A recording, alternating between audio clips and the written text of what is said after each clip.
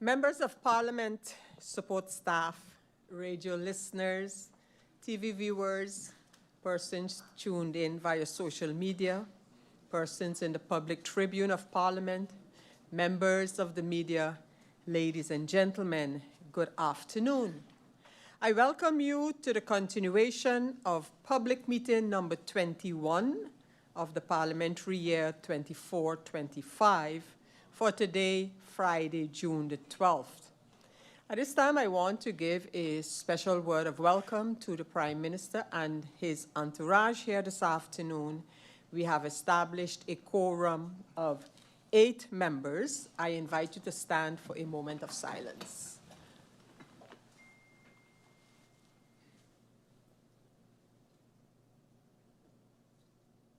Thank you. I have notices of absence from several members. These members are Peterson, Lacroes, York, Roseburg, and De Weaver. I also have a notice of lateness from the member Ottley. At this time, I ask if any member has the need for notifications, and I see that MP A.M.R. Labega has indicated such. MP Labega, you have the floor.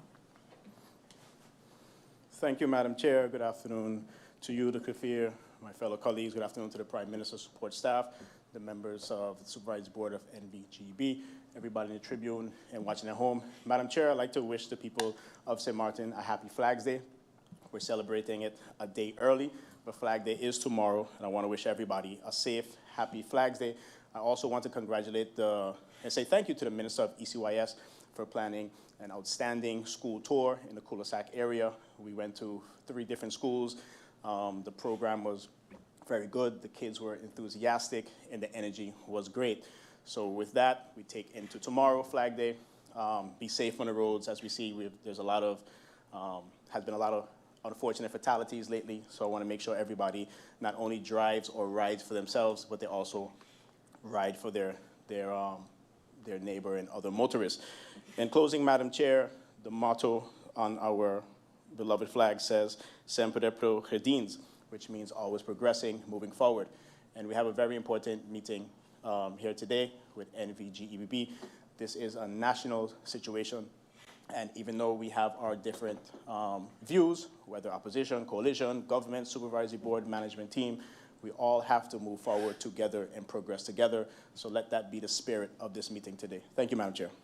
Thank you, MP Labega. I continue with the members requesting notification, and I have MP Kotai. MP Kotai, you have the floor. Thank you, Madam Chair. Good afternoon to all, to the Prime Minister, to the persons in front of us, the persons in the Tribune, and those viewing online. Madam Chair, today I'd like to wish everyone a happy Flag Day. And besides that, I'd like to share my condolences to the Gums family for the passing of Mr. Irion Gums, who was a brother to me, and I wish them much strength, and I wish everyone to be very safe on the road. Thank you very much, Madam Chair. Thank you, MP Kotai. The next MP to give 1 or 2 notifications is MP Irion. MP Irion, you have the floor. Good afternoon, Madam Chair. Good afternoon to the SG, my fellow colleagues, the Honorable Prime Minister and his support staff, to the Board of GB, to those of you in the Tribune, and those of you watching. Madam Chair, I'd like to congratulate the students of Mitty Peters College and Sundial on their passing of their exams.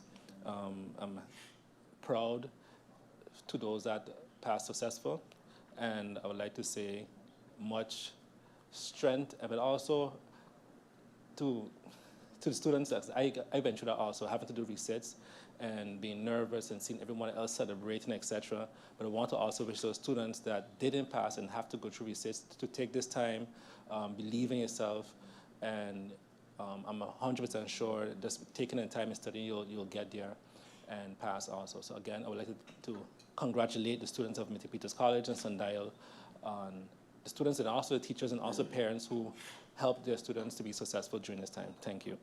Thank you, MP Irion. I now give the floor to MP Lewis for notifications. Good afternoon, Madam Chair, Griffier. Good afternoon to the Honorable Prime Minister and the GB team, also the support staff. Good afternoon to those in the Tribune, my honorable colleagues here, and most of all to the viewing and listening public of beautiful St. Martin.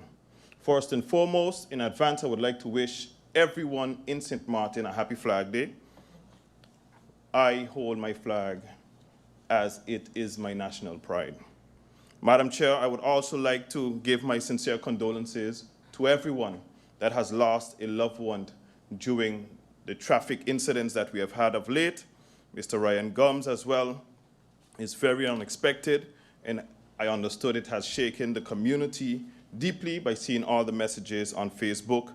According to many, he has brought joy, laughter, and positivity wherever he went. This tragic news, Madam Chair, has been difficult for many to process, and his absence will undoubtedly be felt by all who knew him during this difficult time. Madam Chair, more and more, my phone and email are being flooded with the messages from concerned and frustrated citizens regarding what we describe as the GEBE crisis. It appears that with each passing day, the situation worsens, Madam Chair, and that the people continue to suffer. And by this meeting, Madam Chair, I hope that we can seriously come with a solution to this crisis on behalf of the people of this beautiful country. Thank you, Madam Chair. Thank you, MP Lewis. And just a reminder, members of Parliament, we're in notifications. Please use the time for the reason that we have notifications. And I will now give the floor to MP Waver. MP Waver, you have the floor. Thank you, Madam Chair. Good afternoon to Griffier, Honorable Prime Minister, support staff, and the Supervisory Board of GEBE, those that are here present with us today, and those that are listening and viewing via whichever media, and of course, my honorable colleagues here today. I also would like to extend a happy Flag Day in advance to the people of St. Martin. I would also like to send my condolences to all those families that are dealing with a loss at the moment. And also I want to congratulate, and I think as a nation, we can also stand with those of the Blue Wave, seeing that the World Cup has started. And it's more than just Crusoe qualifying. It also brings hope for our youth that are actually also in the sport, and showing that a small nation, and one day maybe even St. Martin, they can be part of such an event. Madam Chair, please allow me, I also would like to encourage the public to come to Parliament to witness, because what I've seen lately as well is a lot of the public end up coming episode 2 to come and view what's happening in Parliament, and they're missing it, and we're seeing the sound bites that keep going. And lately, I think 2 days ago, my honorable colleague, during notification, mentioned my person and stating that I was in, as the Minister of Romy, I'm the one that also was responsible to fire the team, the managing team of GEBE. MP, And I want MP to just, Wayford, yes. I think you'll have the opportunity to finish that part of what you're saying during the course of the meeting, when you can use interruptions to come back to that point. But notifications, again, I ask everyone to just stick to the purpose of notifications. MP no problem, Wayford, Madam you Chair. may finalize your... Well, I'll continue then in my interruption. Thank you, Madam Chair. Thank you, MP Wayford. I now give the floor to MP Doran. MP Doran, you have the floor. Thank you, Madam Chair. Good afternoon to you, my colleagues, persons in the Tribune, the Honorable Prime Minister, his support team from GEBE, and a special shout out to the people of St. Martin. As we dive into Flag Day tomorrow, I would like to wish the people of St. Martin a happy Flag Day in advance. There's a lot of activities taking place tomorrow, so it's kind of difficult to be at all places at once. I would like to shout out and use this opportunity to thank Mr. Yume Domoy and his team for a fantastic job that they're doing in organizing the parade tomorrow. I believe that our pride and joy is our flag. All of us are here based on the strength of the people. I even always have my flag on my desk, and it's something that I even have tattooed on my skin. Some maybe not go to that extreme, but I know that we all carry St. Martin in our hearts, and I look forward to a safe and pleasant Flag Day. In regards to the families that are dealing with loss, Madam Chair, I wish them much strength in these difficult times. I implore that maybe the government explore the option of having a day of prayer based on all the things that we are dealing with as a community, and I think that that would be one way for us to start from ground zero and reflect. Thank you very much, Madam Chair, for the opportunity. I thank you, MP Doran. The next MP to speak during notifications is MP Myers. MP Myers, you have the floor. Thank you, Madam Chair. Good afternoon to my colleagues here in Parliament, to the Honourable Prime Minister, support staff, Rifir, those of you listening via social media, and to those of you in the Tribune. I too would like to wish the general public a happy happy Flag Day tomorrow. As my colleagues stated earlier, there will be a lot of activities. I implore on everyone to be safe, have fun, and enjoy yourself, but do it in a safe way. And I too would like to extend my condolences to the Gums and the Bailey family that both lost young men in this community tragically on motorcycle and scooter accidents. And I pray that God gives them the comfort and the strength during this difficult time, to this time of grief. And I pray that they find the comfort that they're looking for in the Almighty. Thank you, Madam Chair. I thank you, MP Myers. Members of Parliament, ladies and gentlemen, I join my colleagues who have expressed not only condolences to the families who are coping with a loss of a loved one, especially those we have lost by tragic traffic accidents. And I also join in expressing in advance our best wishes to the entire population for our National Flag Day, which is tomorrow, June the 13th. In doing this, I wish to recognize the efforts that have gone into creating awareness, supporting the processes that have taken place in celebrating our national flag. A colleague mentioned the flag parade, which has been organized by Mr. Domois. We also had, via the ministry this morning, a brief tour of several schools, and the energy and enthusiasm by teachers and students was just remarkable. And that is the way we would get things done, even when they seem impossible due to limited resources, money, and otherwise. I also want to thank those who have been distributing flags free of charge. To the people of St. Martin, trying to encourage the flying of these flags as much as possible. As I said, to several locations of schools, locations of students this morning, the flag represents us. And as such, we need to respect and demand respect for our flag and all it represents. So we now continue with this meeting and the public meeting of Parliament, and the agenda point for this meeting is deliberations on the pressing matters related to GEBE. Summing up how this agenda point has been divided based on the request for the meeting, it has been indicated that these matters are, amongst others, the matter of relief measures, the matter of the GEBE Supervisory Board, and thirdly, the unrest by middle management. However, in mentioning these topics, it's important to mention that this letter, which is number 1317, is dated August the 13th of 2025. Before I continue with explaining the meeting and the request for the meeting, a reminder that as this is a public meeting, I may allow the use of the interruption lectern, which I will do, but I'm letting the members know that if necessary, I will temporize the interruptions, meaning deciding when they could take place in the meeting, so that even with the interruptions, the flow of the meeting is still in order that people can understand, especially towards the public, can hear the answers, can hear the questions, and make their own determinations on the matters before us.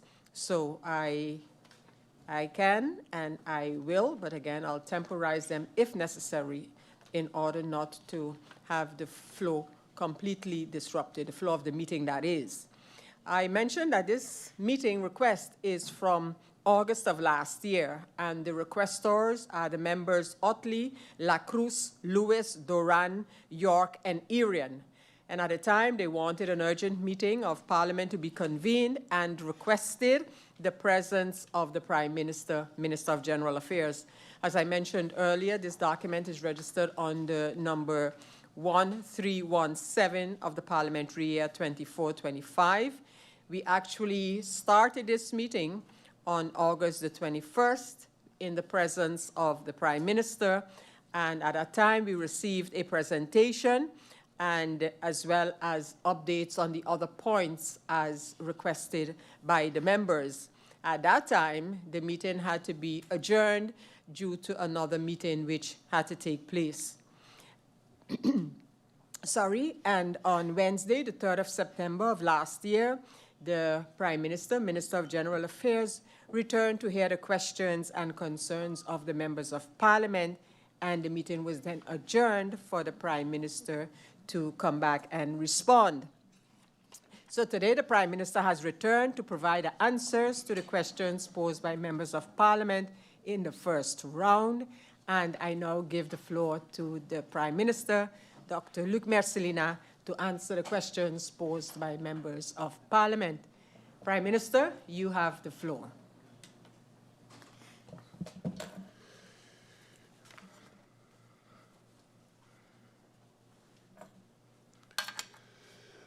President of Parliament, Secretary General, members of Parliament, the people in the audience, and of course next to me the Supervisory Board of GEBE with their technical assistant, and also my own support staff, and of course the people of St. Martin, good morning. Good morning to all of you. Of course, first of all, Madam Chair, I also would like to make use of this opportunity to congratulate our people, to congratulate the people of St. Martin with St. Martin National Flag Day. And as others have expressed already, I hope that we will have a joyful weekend celebrating our flag. But as Ms. MP Frankie Myers also said, please be careful, take care of yourself, be safe, but still enjoy your deserved National Flag Day. Secondly, Madam Chair, of course, seeing how this is the second round of actually a follow-up on the first round of our GEBE meeting, with your indulgence, I will go and start immediately by giving answers to the questions. I will start immediately, Madam Chair, with questions that were posed by MP Lacroes. MP Lacroes asked, what steps has the government taken to ensure that GEBE implements a code of conduct, complaint procedures, and a confidential policy as recommended by the Integrity Chamber in its 2023 report? The answer to this question is that the government recognizes the importance of the recommendations made by the Integrity Chamber in 2023 report concerning the NVGEBE. As shareholder, government has emphasized the need for strong governance, transparency, and integrity measures within the company, including enhanced oversight mechanisms, such as the role of BTP in strengthening regulatory supervision and ensuring compliance with the applicable standards. Both government and NVGB are aware of the recommendations contained in the Integrity Chamber's 2023 report and are expected to ensure that these are reflected in the company's internal policies and broader government's homework. These matters fall within the responsibility of GEBE's Supervisory Board and Managing Board, which are tasked with taking the necessary steps to strengthen the company's governance framework. Furthermore, the complaint procedure and confidential advisory policy remains high priority for NVGB and continue to be actively discussed with the current Supervisory Board. In addition, NVGB has already taken concrete steps in this direction by developing transparent, competency-based criteria for the appointment of Supervisory Board members. These criteria are formally set out in the document titled NVGB Supervisory Board Role Profiles and Competencies Matrix. This is dated May the 8th, 2025. In this report, which was prepared and submitted to the Supervisory Board of NVGB, this was submitted to the Supervisory Board of GEBE for consideration and, of course, for implementation.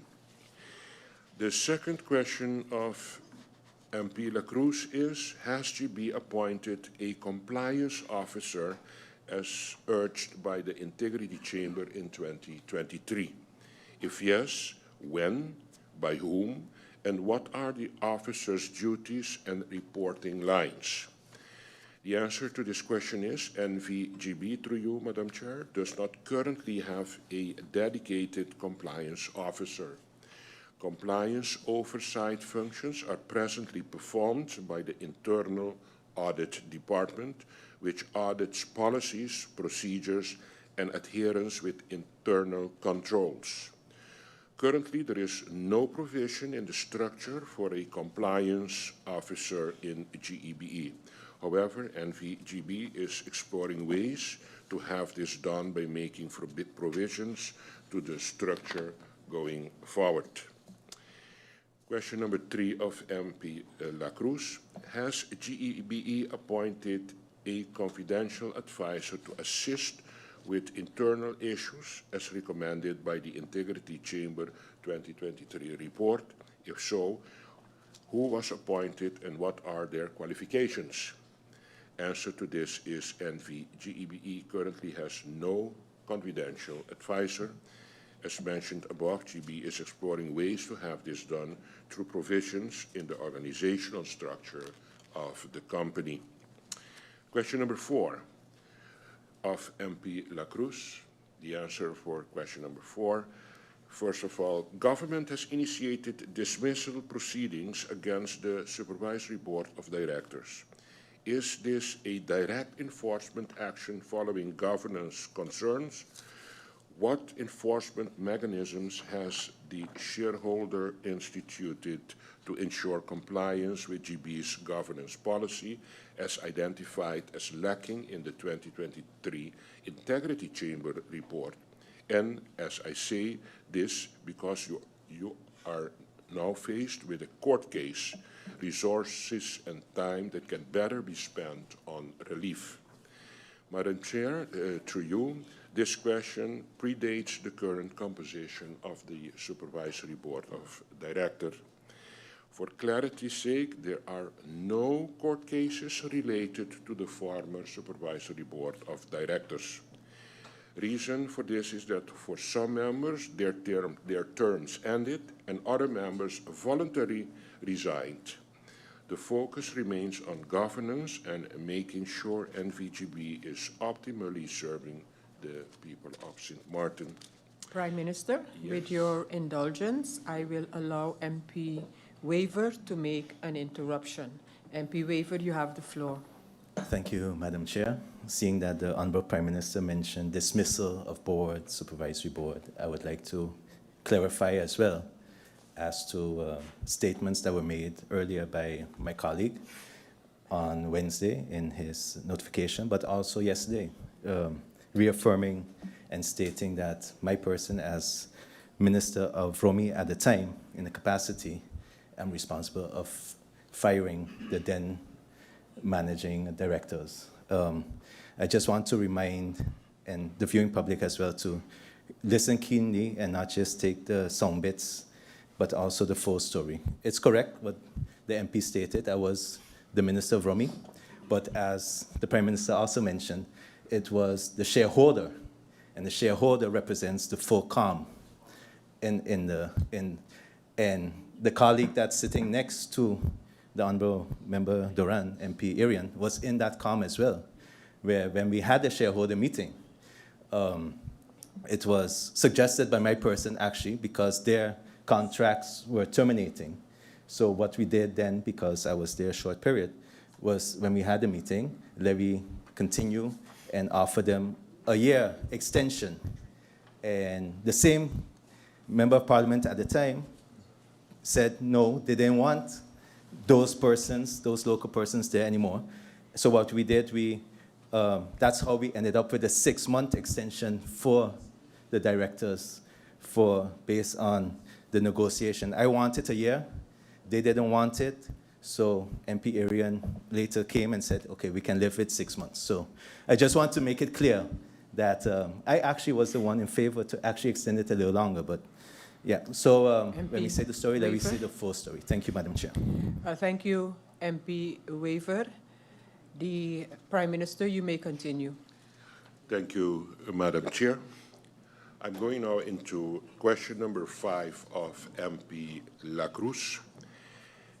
NVGB held a legendary customer service retreat in late 2023 focused on emotional intelligence and communication following the recommendations of the Integrity Chamber. Has there been an evaluation or a follow-up planned on this event? The answer to this, Madam Chair, is the following. The current management of NVGB is not aware of this retreat being embedded into a broader, sustained organizational development program, nor of any formal monitoring mechanism to assess its effectiveness and on customer service, internal communication, or organizational culture. However, Madam Chair, further follow-up is still ongoing in terms of sourcing the relevant information of what has transpired. Question number 6 from MP Lacroes. Why has no transparent criteria for appointing GEBE board members been developed and published as recommended in the Integrity Chamber's December 2023 report? Answer to this question, Madam Chair, is transparent, competency-based criteria for appointing supervisory board members have been developed and documented following the Integrity Chamber's December 2023 recommendations. As mentioned, these criteria are formally set out in the document NVGB Supervisory Board Role Profiles and Competencies Matrix, and these are dated May 8, 2025, which was prepared and submitted to the Supervisory Board of NVGB. Question number 7 of MP Lacroes. Were recent board appointments at GEBE made through a merit-based, criteria-driven process? And yes, I saw that this was done by BDO, but where were the criteria published and who eventually approved the appointments? In other words, this remains politically influenced, and in a few years, we will be here again. The answer to this question is the board was filled by competent people who fit the profile. Due to time constraints, the proposal to appoint the board members was brought forward to the Council of Ministers through consultation with the Corporate Governance Council.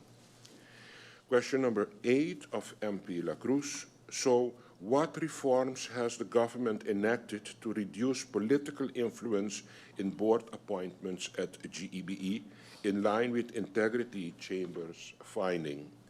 Answer to question number 8, Madam Chair. the government has sought to maintain a clear distinction between its role as a shareholder Prime and policy. Minister, Yeah, I sorry. hate to interrupt you, but I see the situation is going to be fixed because at the moment, for the moment there, I did not have the necessary members in the hall for you to continue, so we'll just allow MP Doran, who was unaware of the numbers, to return, and then I invite you to continue. Prime Minister, you may continue. Thank you, MP Doran. Prime Minister. Thank you, President.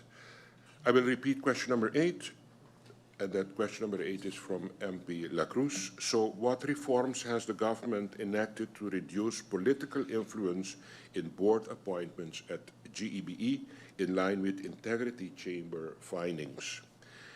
Answer through you, Madam Chair. The government has sought to maintain a clear distinction between its role as shareholder and policymaker and the day-to-day management and supervision of government-owned companies.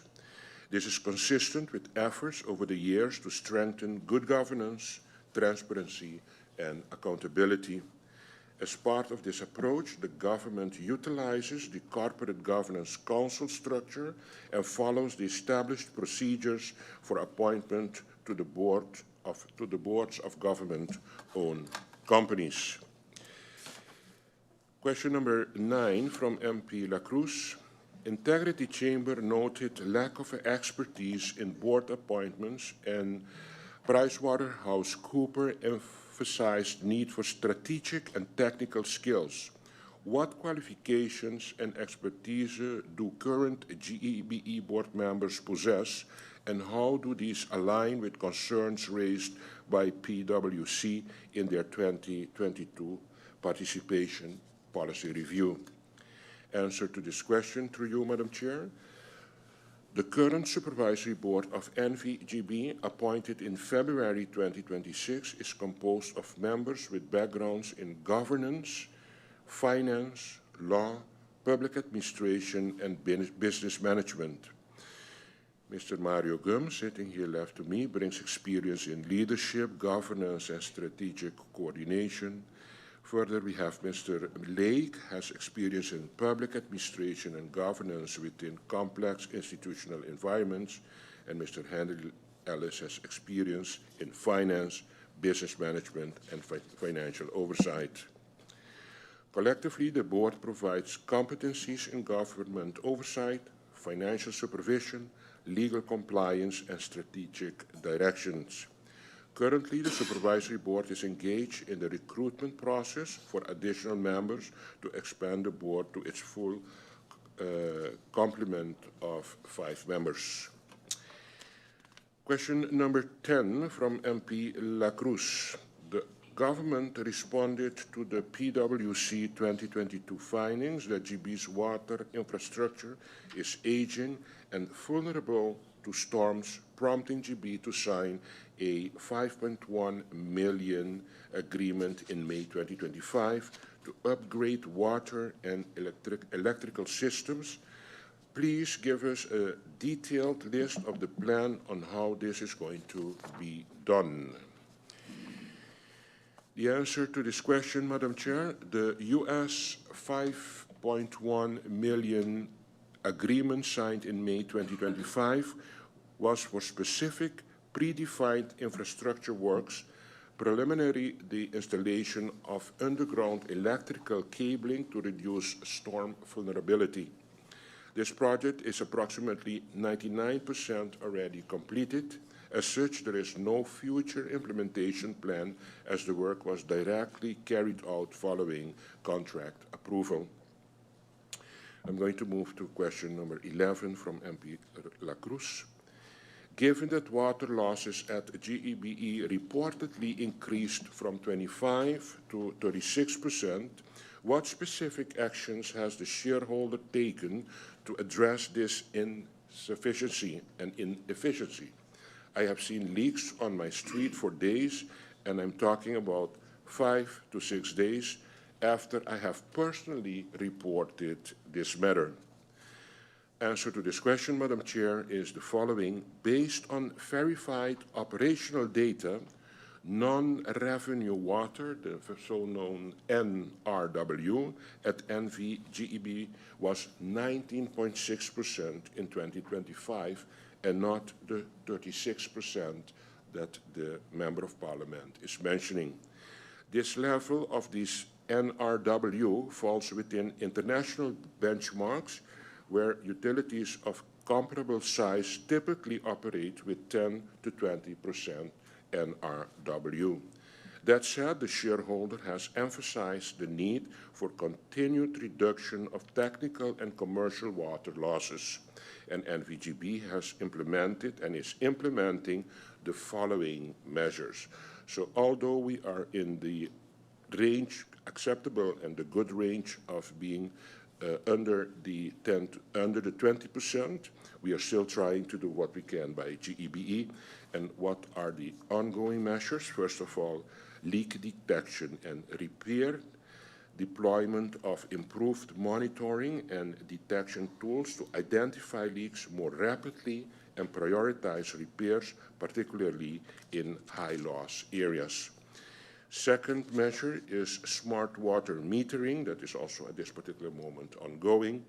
Gradual installation of smart water meters to improve consumption accuracy, detect anomalies, and reduce commercial losses.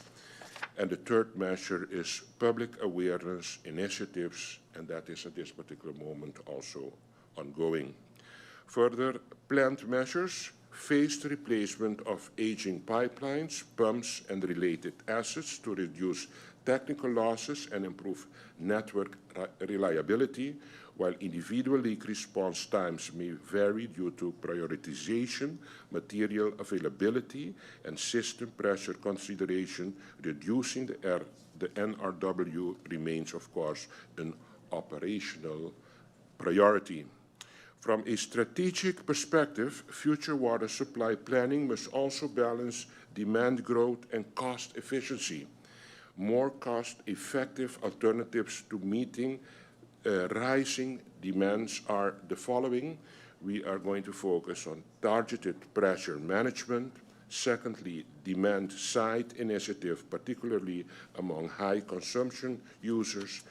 And three, phased or modular capacity expansion rather than increasing fixed minimum take-or-pay obligations under supply contracts, such as those related to, for example, Seven Seas water concession. Moving now to question number 12 of MP Lacroes. What recovery strategies are in place to address the large outstanding receivables at GEBE, as highlighted in the PricewaterhouseCoopers 2022 report? Answer to this question, Madam Chair. In response to the concerns raised in the PwC 2022 report regarding outstanding receivables, NVGB has implemented and is implementing a set of structural recovery and collection measures aimed at improving transparency, consistency, and effectiveness in the billing and collection process.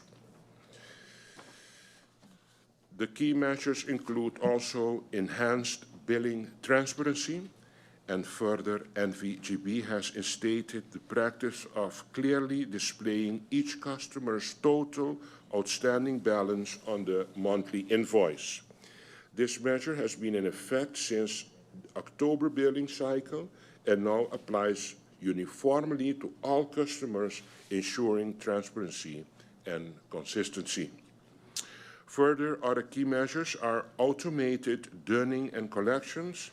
The SAP automated dunning process has been activated, enabling a more systematic, timely, and standardized approach to following up on overdue accounts. A fourth measure is formal default notification. Customers with overdue balances who have provided an email address now receive formal dunning notices. These notices place customers formally in default, request settlement of outstanding balances, and include a detailed statement of all overdue invoices. A fifth measure is system modernization. NVGB is in the process of replacing its legacy SAP system with SAP S/4HANA, which incorporates best practices processes for receivables management, collection strategies, and financial controls. The sixth measure is customer self-service improvements. The development of a client portal is ongoing, allowing customers to view outstanding invoices, track balances, and make payments electronically, thereby improving accessibility and payment compliance. Question number 13 from MP Lacroes. I understood that GEBE is working with Energynautics on a least cost power development plan and infrastructure upgrades following the issues raised in the PwC 2022 report. Can the members of Parliament receive in writing the full detailed plan? Thank you. Madam Chair, through you. NVGB has indeed commissioned and received a least cost power development plan, the so-known LCPDP, prepared by Energynautics, dated the 23rd of August 2024, titled Task 6 Report, mentioned as the least cost power development plan, in line with good governance and confidentiality obligations. Unrestricted public disclosure of the full report is not appropriate at this stage. That said, the outcomes of the study do inform policy discussions, investment planning, and strategic discussions, including matters currently under consideration by government. Should Parliament require insight into the study's conclusions, this can be facilitated through a high-level executive summary or a confidential briefing to Parliament or a designated committee, subject to appropriate safeguards. Question number 14 of MP Lacroes. What exactly has been done to re-energize GB's stalled sustainability program post-A.M.R, as reported in the 2022 PwC audit? I understood that it was restarted, but what exactly has been done and what is the plan moving forward? The answer to this question, through you, Madam Chair. Since 2022, sustainability-related activity has primarily taken the form of planning and preparatory work. This includes the development of the Least Cost Power Development Plan, the LCPDP, for 2025 and till 2034, which incorporates renewable energy into long-term system modeling, subject to grid stability, reserve margin, and reliability constraints. In terms of concrete project development, the only identifiable renewable initiative is a proposed utility-scale solar PV installation of approximately 2 to 2.1 megawatt. GEBE submitted a formal request in July 2025 to the Ministry of Romi for access to government land to enable this project. Question number 15 from MP Lacroes. Following Integrity Chamber findings about poor internal communication and trust at GEBE, what has the shareholder done to mandate cultural or HR reform that one-time retreat did not get to realize, according to the employees I have spoken to? The answer to this question is, Madam Chair, through you, this is an operational matter which falls under management of NVGB and not the shareholder. Question number 16. I understood that value-based training program or corporate culture improvements have been implemented at GEBE, like emotional intelligence and customer service training were implemented. How are they monitored? Since the appointment, the answer is, since the appointment of the current transition manager, no value-based training programs or corporate culture initiative such as emotional intelligence or customer service training have been implemented at NVGB. While there were isolated trainings in the past, these date the current transition manager's tenure and were not part of a structured, ongoing culture change program. As a result, there are currently no formal follow-up, evaluation, or monitoring mechanisms in place to assess behavioral change, service quality improvement, or cultural impact. Moving to question number 17, why has the government not required an independent assessment of GB's internal work environment since the 2023 Integrity Chamber report? Since the 2023 Integrity Chamber report exposed dysfunction? The answer to this is, as communicated by the Supervisory Board of Directors, once the C-suite is established, this assessment of internal work environment will be one of the priority areas of the Supervisory Board of Directors of NVGEBE. Question number 18. After GB press release distancing itself from a former board member's allegation, what actions has the shareholder taken to verify these claims and ensure due process? Madam Chair, based on the article published by Sualiga Newsday, August 2025, the Supervisory Board of NVGB issued a public statement addressing governance and operational challenges, including references to historical delays and structural issues within the company. However, this remains the board's own account and does not amount to an independent verification or investigation of any specific allegation. Question number 19. Has GB provided a public report on its implementation of the Integrity Chamber's recommendation? And if not, why not?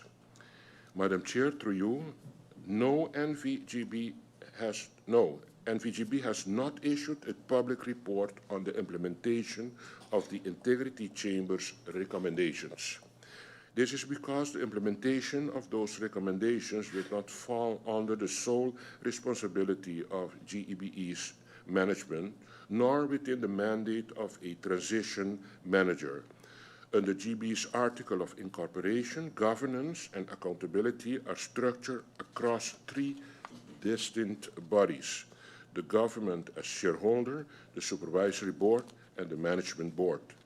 Matters relating to integrity, governance reform, appointments, and institutional oversight require coordinated decision-making and action across these bodies rather than unilateral action by management alone. The role of a transition manager is limited to ensuring operational continuity and stabilization and does not include authority to independently implement or publicly report on shareholder level or supervisory board level integrity measures. As a result, any comprehensive public reporting on the Integrity Chamber's recommendations would need to be jointly owned and issued by the relevant governance actors, considering with GB's article of incorporation and corporate governance framework. Question number 20, has the government commissioned any independent audit or external performance review of GEBE since the PricewaterhouseCoopers and Integrity Chamber report of 2022 for the PwC and the Integrity Chamber report of 2023? The answer is, Madam Chair, once a C-suite has been established, this will also be the focus of government. Question number 21. Government is pursuing legal dismissal of the Supervisory Board of Directors. How does the government ensure proper oversight of GB's management and boards without overstepping corporate governance principles? Has this oversight structure changed since 2022?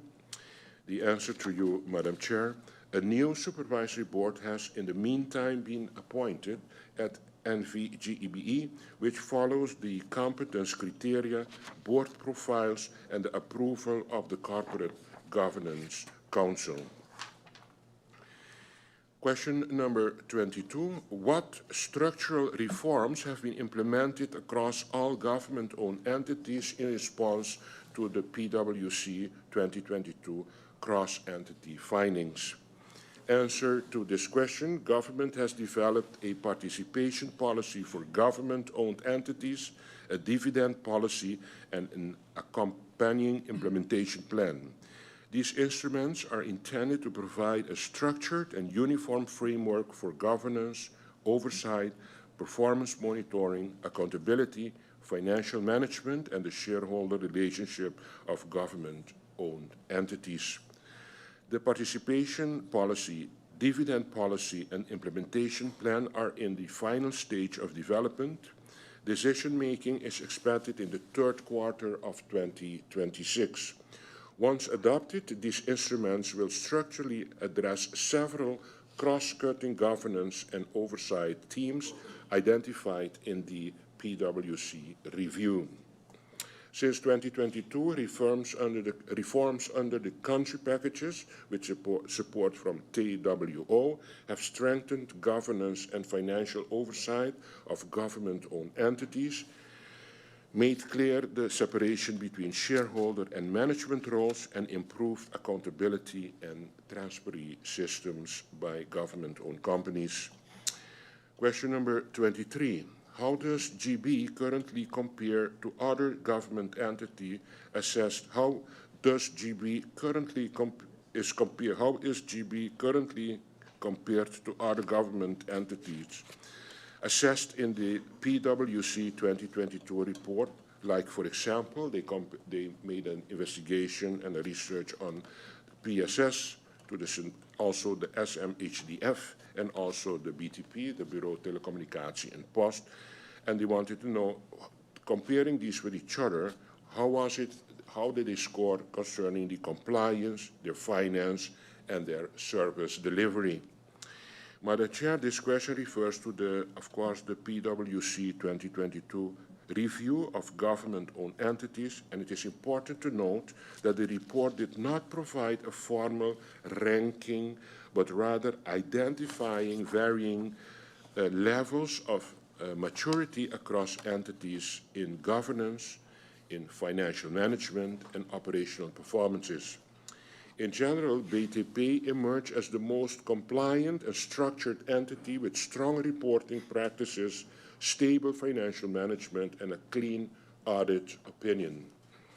PSS and the St. Martin Housing Development Foundation were assessed as having established governance structure, but with clear limitation in areas such as oversight, performance management, and financial sustainability, including weak use of measurable key performance indicators. For NVGB, the report and related governance observation highlighted its critical role as a public utility, while also noting concerns around transparency and disclosure, which limits the ability to fully assess financial exposure and governance effectiveness. Overall, the findings remain relevant in showing that while some entities such as BTP are more advanced, others, including GEBE, PSS, and the St. Martin Housing Development Foundation, require continued targeted improvements. Question 24 from MP Lacroes. How has St. Martin's corporate governance framework for public companies evolved from 10-10-10, and has it been formally reviewed since the PwC or Integrity Chamber report? Madam Chair, since 10-10-10, St. Martin's corporate governance framework for public companies has remained anchored in the Landsverordening Corporate Governance, that this is the one dated from 2009, which set rules for government as shareholder, including oversight through the Corporate Governance Council, structural board appointments, and requirements for transparency and accountability.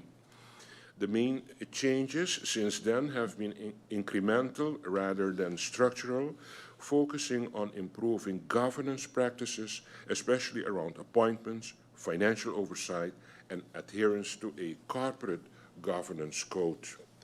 The framework has been reviewed and assessed through advisories, including reports and recommendations from the PwC and the Integrity Chamber, which have highlighted areas for strengthening.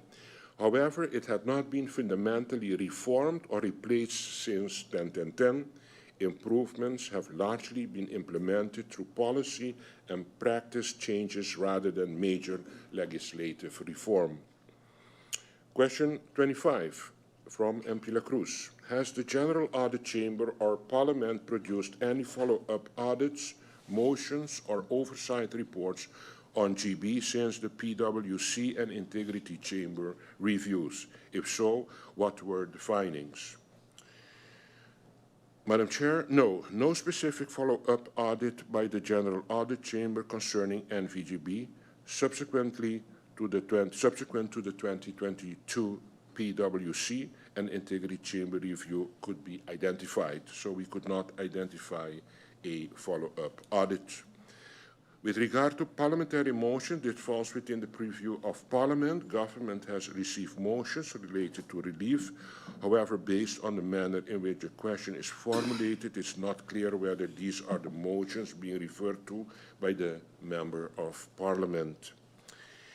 Question number 26 from MP Lacroes. Why has GB been allowed to operate without independent regulatory oversight for tariff setting, despite its monopolistic position and public importance for so long?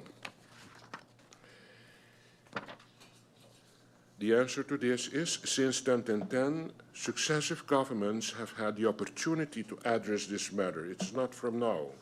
This government is actively, at this particular moment, working to formalize the advisory role of BTP with respect to the tariff structure. It is also this government that is taking the necessary steps to ensure proper regulatory oversight. The draft legislation is now being finalized to formalize and strengthen BTP's advisory role to government regarding the tariff structure.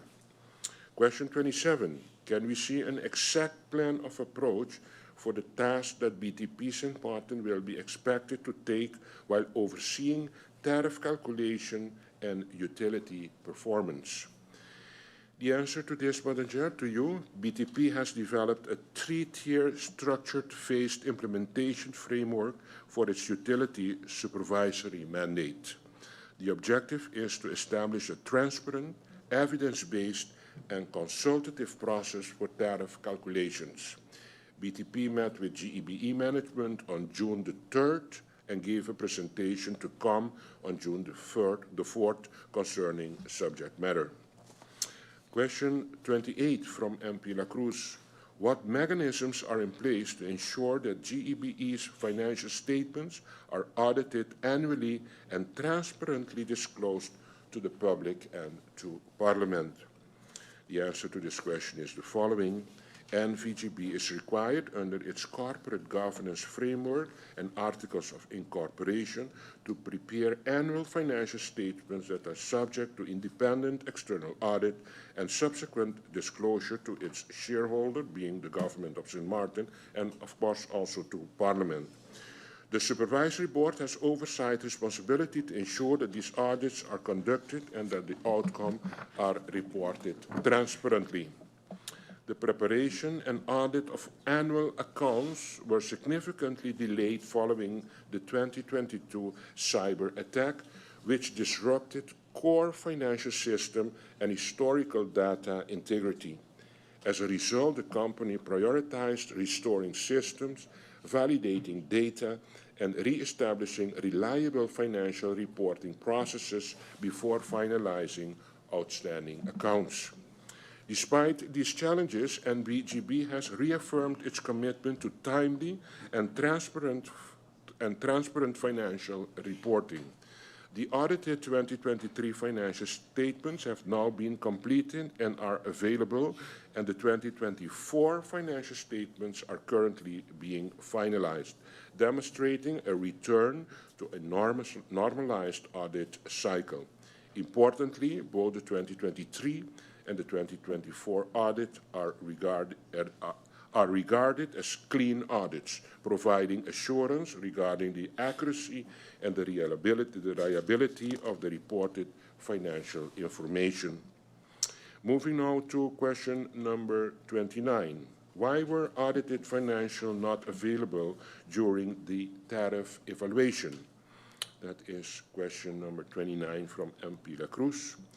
The reference is understood to relate to the RAC tariff review, which took place during a period when NVGB's audited financial statements were not yet finalized. The unavailability of audited financials at that time was primarily the result of the 2022 cyber attack, which significantly disrupted GEBE's financial system and delayed the preparation, validation, and audit of annual accounts. These impacts and the resulting audit delays have been formally reported to Parliament and publicly acknowledged by the company. Since then, GEBE has made substantial progress in restoring audit regulatories. The audited 2023 financial statement has now been ensured and are transparent and properly informed to the shareholder, and a fair and a sustainable tariff system is now being worked on for the consumers.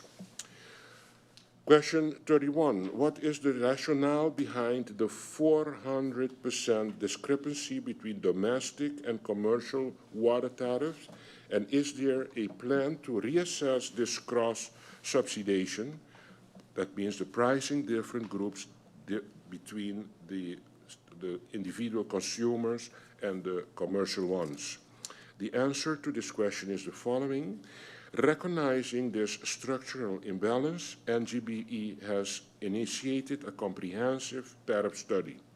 This study proposes to eliminate the differential treatment by applying the water fuel clause equally across all customer categories, thereby aligning tariffs more closely with actual cost drivers.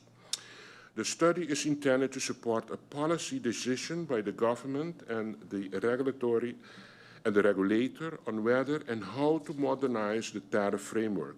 Any adjustment would be considered in the context of affordability, social impact, and the long-term financial sustainability of water services rather than as standalone technical change. Question number 32. What is the government's strategy to resolve the ongoing disagreement between GEBE and SOL regarding fuel supply terms, which poses operational and environmental risk, seeing the monopoly that SOL has on St. Martin? Madam Chair, the current discussion between GEBE and SOL is naturally influenced by the fact that GEBE is operating under temporary management and with a newly appointed supervisory board. Those conditions affect the pace and structure of negotiation with any supplier. What is important, Madam Chair, is that government is not approaching this as a political dispute, but as a matter of regulation and long-term stability. The government, through the Minister of TIAD, is already working on a structural plan to strengthen GEBE's position in the fuel supply chain and to reduce vulnerabilities that come from reliance on single provider. That work is ongoing and will be brought forward once finalized. In the meantime, government's focus is ensuring continuity of supply, safeguarding public interest, and supporting GEBE as internal governance stabilizes. Question number 33 from MP Lacroes.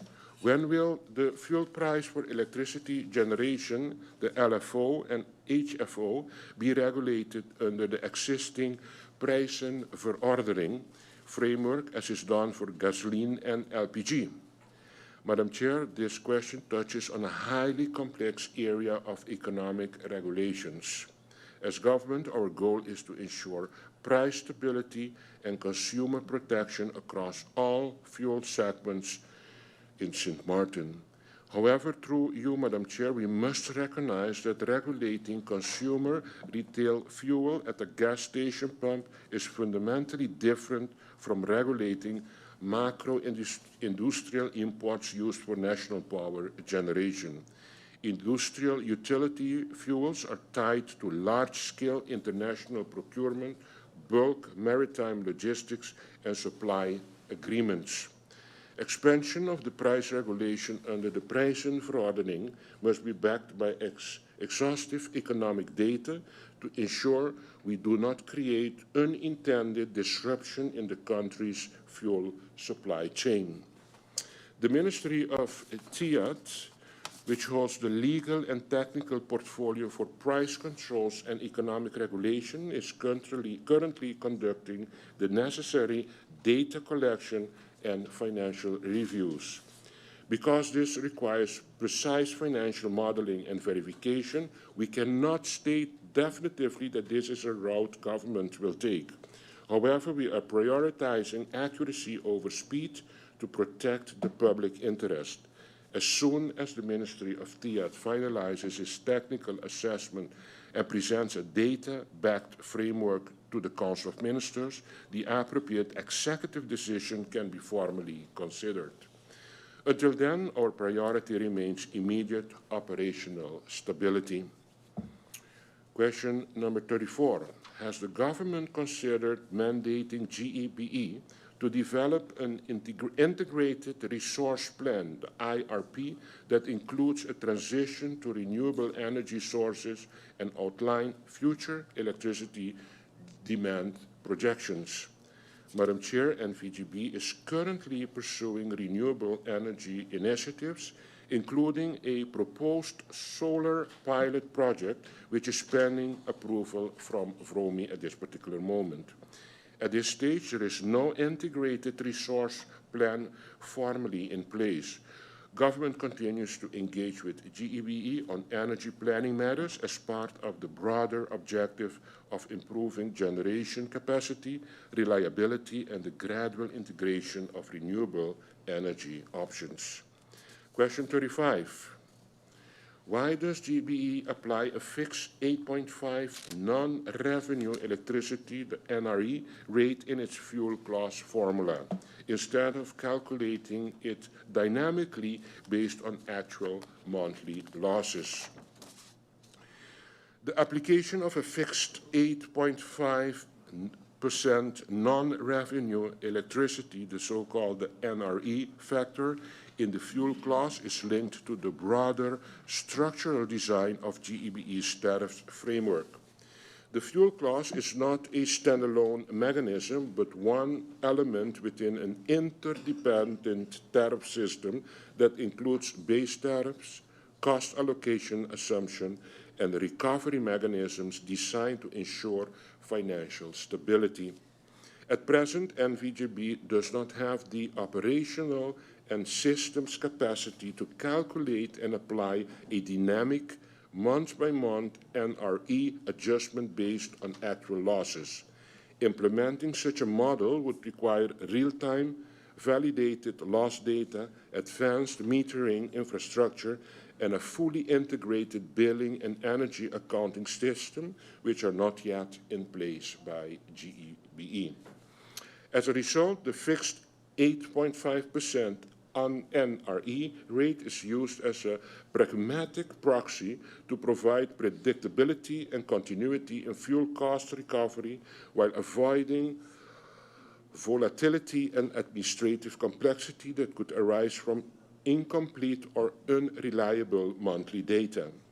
Any move toward a dynamic NRE calculation would need to be addressed as part of a comprehensive tariff and system reform rather than through isolated changes to the fuel clause alone to prevent unintended financial and equity distortions. This will all fall into consideration review with BTP the soonest. Question number 36. What incentives or penalties are in place to encourage GEBE to reduce non-revenue electricity and water loss, the NRE / also the NRW, and improve operational efficiency? The answer to this question is, Madam Chair, international benchmarks indicate that utilities of comparable size and operating context typically record NRE levels of 5 to 10% and NRW levels of 10 to 20%. GB's current NRE and NRW levels fall within these globally accepted ranges, which indicate that from a comparative perspective, losses are not excessive or outside reasonable operational norms. Also, this will fall under the review of BTP soon. Question 37. Given that the base rate for electricity has remained unchanged since 2011, 25 guilder cents, or the dollar in dollars, the 13 cents, and falling to cover operational costs, how does the government plan to ensure GEBE can cover operational costs and invest in infrastructure? The answer is government recognizes that a financially sustainable utility provider is essential for maintaining reliable service, investing in infrastructure, and ensuring long-term energy security. At the same time, affordability for consumers remains an important consideration.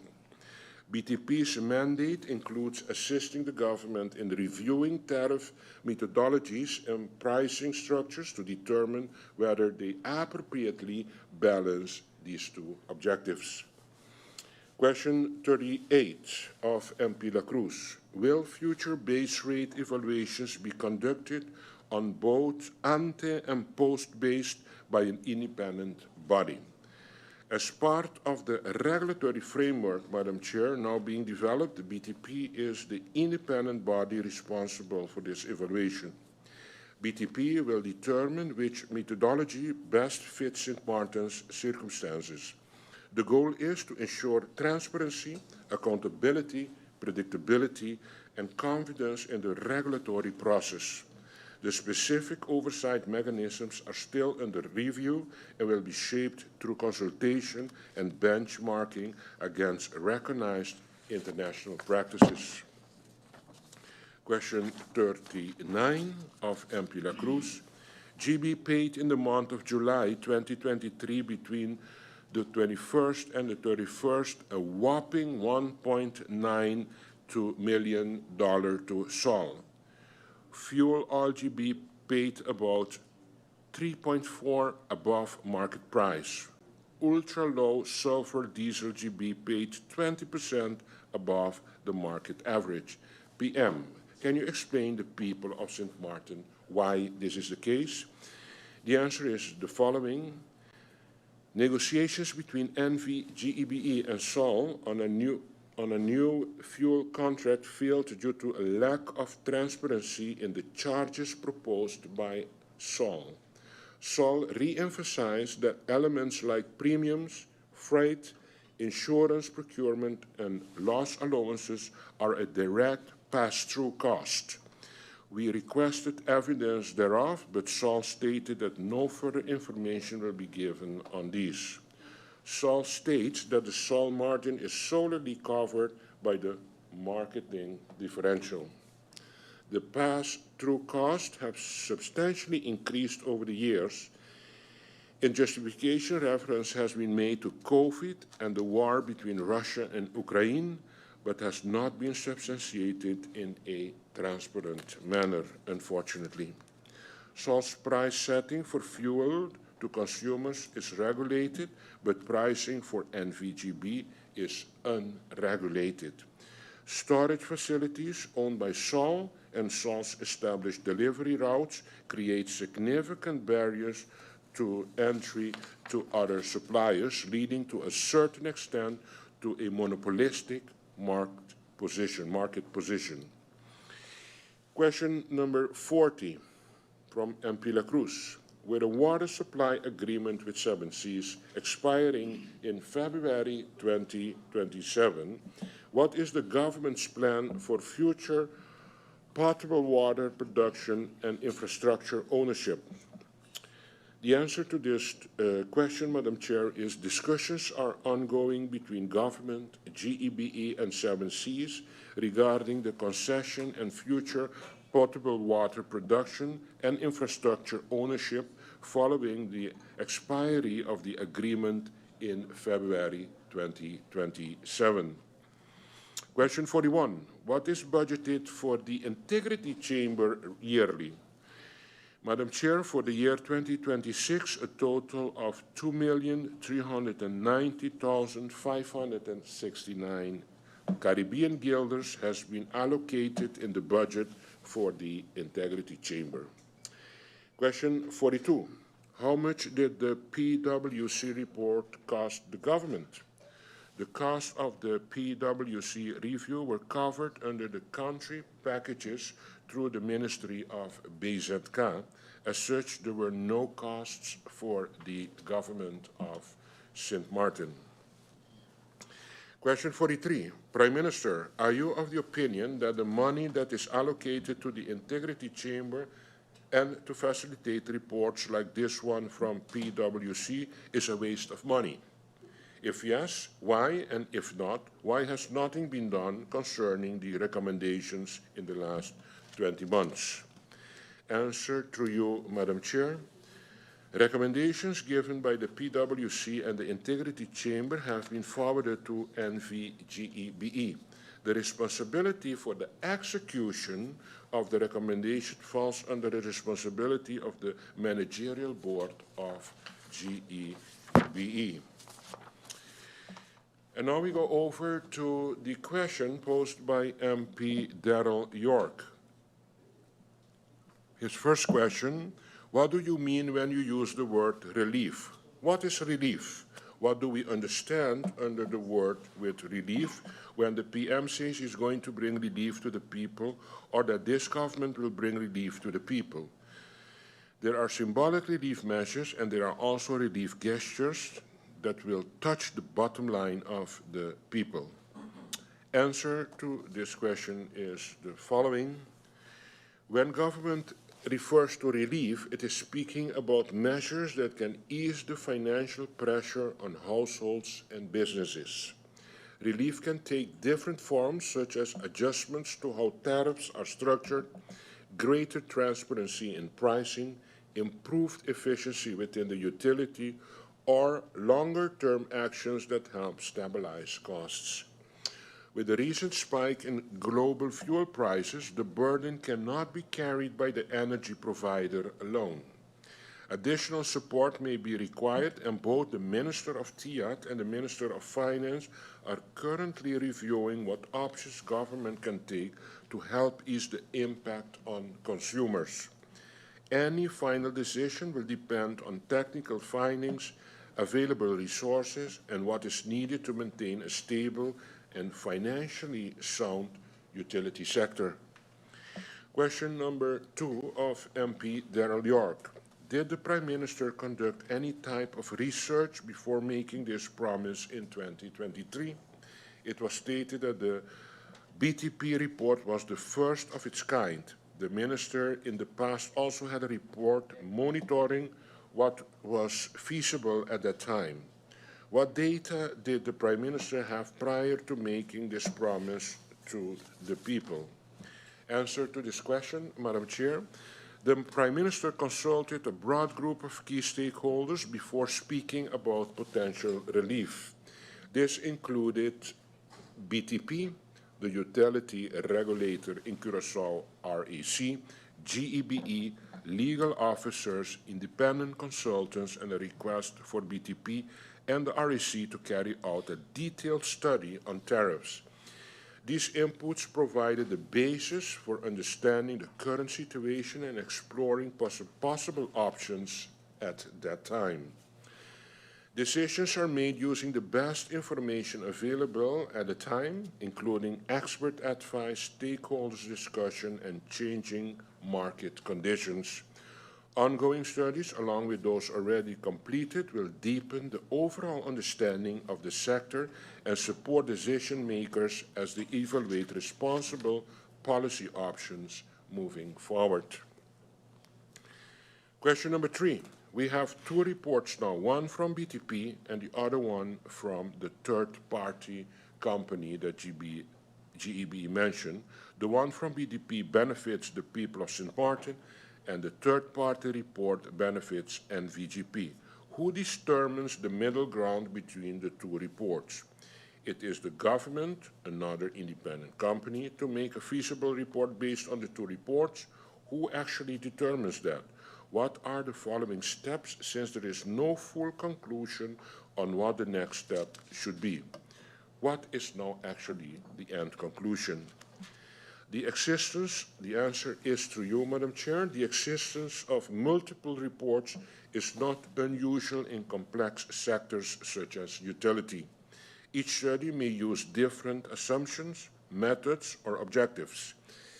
The regulatory's role is not to choose one report over another, but to review all available information, identify where the findings align, understand where they differ, and develop recommendations that best serve the public interest. Ultimately, policy decisions remain the responsibility of government, informed by regulatory recommendations and stakeholders' input. Question number 4 from Mr. MP York. What is the average consumption per household? The MP is confident that that has been looked into by now. The average consumption for domestic consumers is average 6.2 kilowatt hour per year. Question number 5, can the Prime Minister explain to the people of St. Martin what a statutory director is? Answer to question number 5 through you, Madam Chair. A statutory director is a person who has been formally appointed as a director of a company under its articles of incorporation. Question number 6, how many statutory directors does NVGB have at this current moment? At this current moment, GEBE does not have a statutory director. It has been, actually that is still the challenge and the attention for the shareholder and the supervisory board to get this at place as soon as possible. Thank you, Prime Minister. I'll interject a moment just to allow MP Myers to make an interruption at this time. MP Myers. Thank you, Madam Chair. The Prime Minister mentioned that the average household use is 6.2 kilowatt hours per year. I think that number is off. I think it's probably 6,200 kilowatts per year, or 6 megawatts per year. Thank you for that interruption. MP Myers, clear and concise, and I see the Prime Minister sort of started to answer already to it, but Prime Minister, you can just confirm what you said in response to MP Myers' interruption, and then you may continue. Thank you, Madam Chair. Madam Chair, I just wanted to make sure that MP Myers is focusing on what I'm saying. So, and he is. So it's not 6.2, but it's 6,203 kilowatt per hour. Yes? Okay.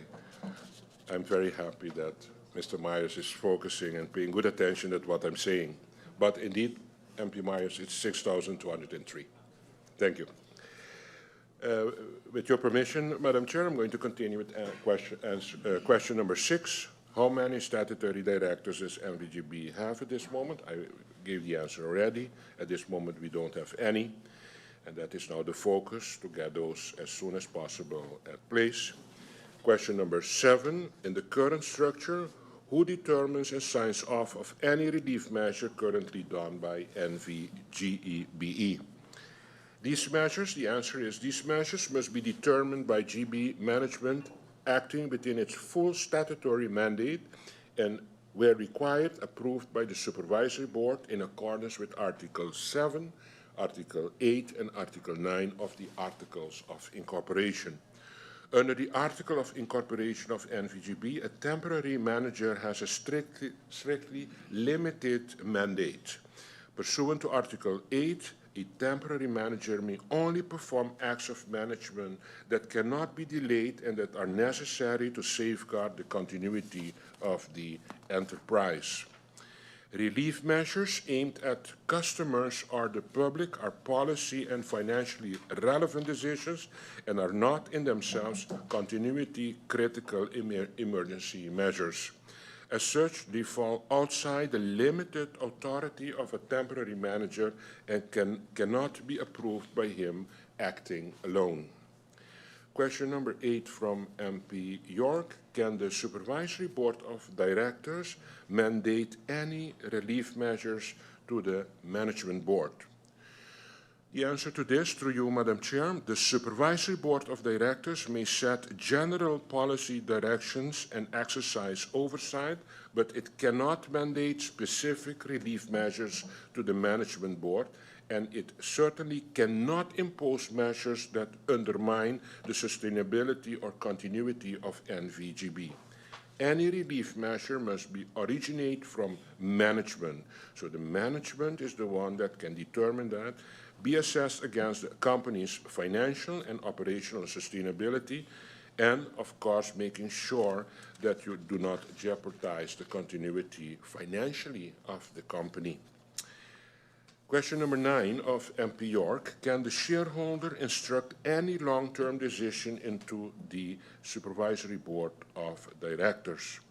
The shareholder of NVGP may advise, express expectations, or request considerations of certain long-term directions, but the shareholder cannot instruct or mandate the Supervisory Board of Directors to impose long-term decisions. That is often the case, that people always think it's the Prime Minister that is causing the problem. The Prime Minister signals the problem. He can give suggestions, he can give advices, he can give direction to the Supervisory Board. The Supervisory Board is then the next step to accept those advices, not instructions, advices and suggestions, and then has to consider how the Supervisory Board now is going to deal with the Managerial Board that again has its own responsibility, and especially the responsibility of guarding a sustainable financial future for the country. So it's a very complex structure of cooperation between the shareholder, the Supervisory Board, and the Managerial Board. The Supervisory Board must exercise its supervisory role independently, and long-term decisions must be assessed and taken within the statutory governance framework with due regard to the sustainability and continuity of the company, as I have said. So it's a very, very complex. An example, for example, is that in the time the government requested the RAC combined with the BTP to look into the tariff structure of the company. And a report was made, and the Prime Minister was very glad with that and ran to the Supervisory Board that time, not now, that time, before this new board was installed.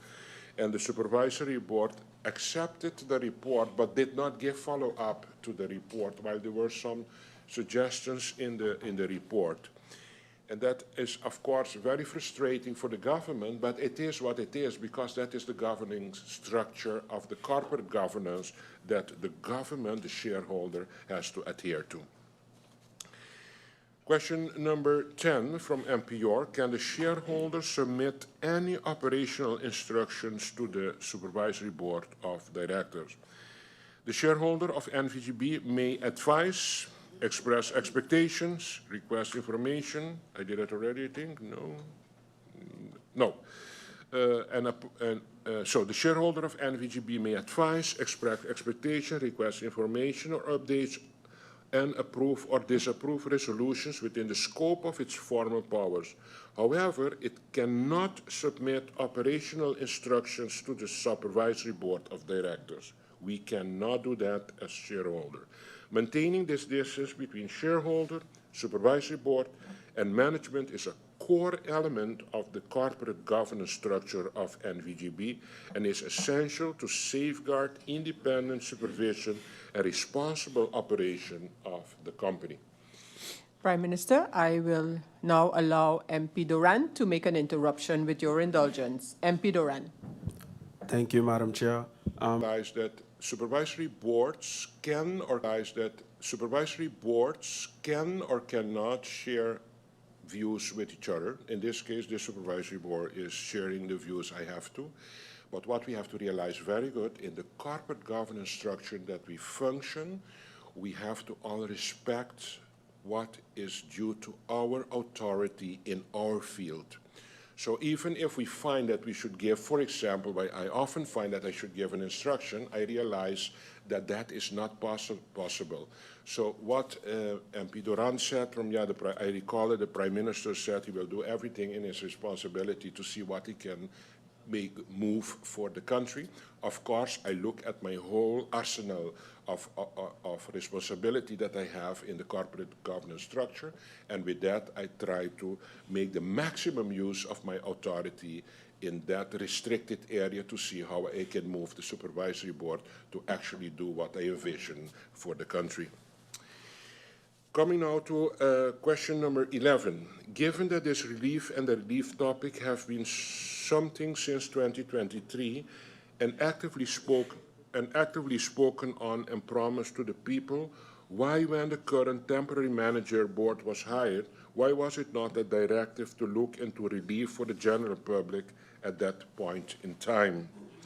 The answer, Madam Chair, is the following through you. Following the corporate governance regulation, directives, as I said just now, cannot be given as shareholder to the management board of a government-owned company. So you cannot give directive to the supervisory board as shareholder, but you can also not do it as directives to the managerial board of the company. Suggestion has, though, been given specifically based on the recommendations of the BTP RAC report. Unfortunately, there were no cooperation from the side of the managerial board of GB to give follow-up to the recommendations of the report through the shareholder. Question number 12. Within supervisory board of directors of 7, why were 3 vacant positions vacant for over a year? Why weren't these positions filled? Who are going to bring the 3 new supervisory board of directors members up to speed when the current 4 supervisory board directors leave the board? The question to this question number 12 from MV York is the following. There were challenges with, in the beginning, removing the former board. We just requested this former board to resign. As a new board has been appointed now, there are now 3 members. The shareholders is awaiting a proposal for potential new candidates to be appointed at level of the supervisory board. The next question of MP York is the following. With the 7 to be appointed members of the supervisory board of directors of NGBE to be appointed, are these positions to continue to be filled by locals? Answer to this question through you, Madam Chair. Government is awaiting the supervisory board's proposal for new candidates. So at this particular moment, we have 3 candidates. We are awaiting proposal from the supervisory board. Priority will always, of course, be given to qualified local candidates. However, the matching of profiles to the required criteria remains essential to ensure proper governance and effective board composition. And now we go to question number 14 of MP York. How does it work with an MP or other representative of the party who is part of the coalition that makes a public statement as a legal background in this case? In this case, I'm referring to MP Roseburg, that NVGB cannot simply just cut a consumer's utility. The question is then, will she be representing the people of St. Martin in any type of potential court case against NVGB, or will she be there to give legal advice to the consumers on following steps? Can the Prime Minister explain what the following steps are? Will the service be the base rate or St. Martin's dependence on the fuel that is imported? The answer to this question, through you, Madam Chair, is the following. Adjusting the fuel clause in isolation without simultaneously reassessing the base rate structure or demand charges and allocation mechanisms risks creating unintended financial distortion for the utility, and equity distortions among customer groups makes it very difficult. Such an approach may undermine cost recovery, cross-subsidize consumption unintentionally, or shift financial pressure without addressing the root causes. So just tackling as such the fuel cost as a separate entity will not solve the problem, but will make it more complex, because the one is related to the other. At a more fundamental level, St. Martin's electricity tariff is a sustainable country when we still take today for tomorrow measures. So how is St. Martin really working towards a sustainable country when we still take today for tomorrow measures? Unfortunately, traditionally, the today for tomorrow approach has been a standard modus operandi of governments in the past. We have done that very, very evident in the past. It requires, of course, a whole mindset change to govern with a long-term vision. For example, the support of projects by TVO is an example of implementing policies to guarantee sustainability in governance and decision. Answer on this question is as follows to you, Madam Chair.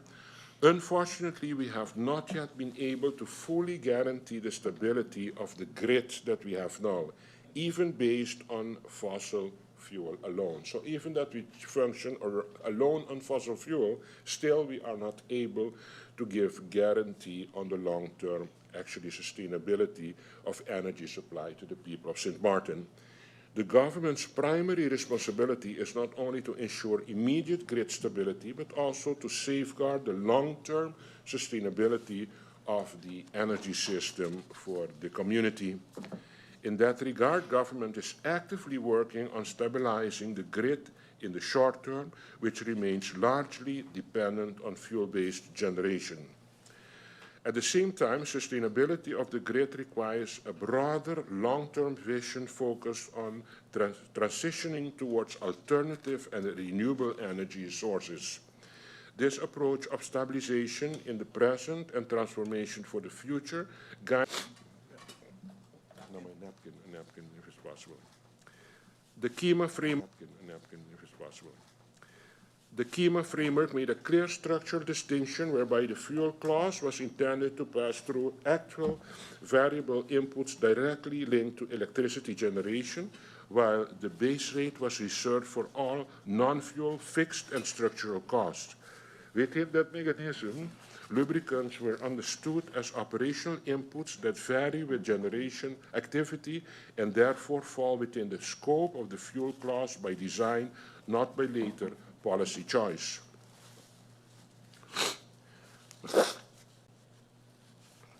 Question number 2 from question number 3.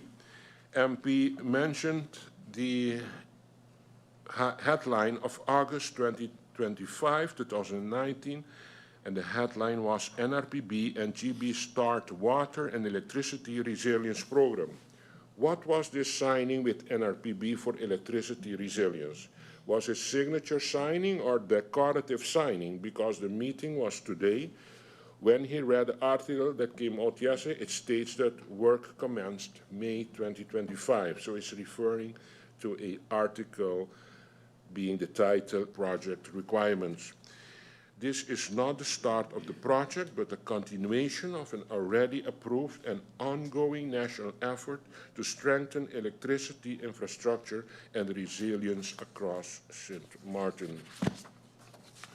Question number 4 of MP Ottley. March 2025, Prime Minister says he's looking into TOT reduction on fuel. MP came with motion in June 2025 to because of that, removing TOT from the fuel price built up cannot be done by a ministerial decision, nor by a motion of Parliament.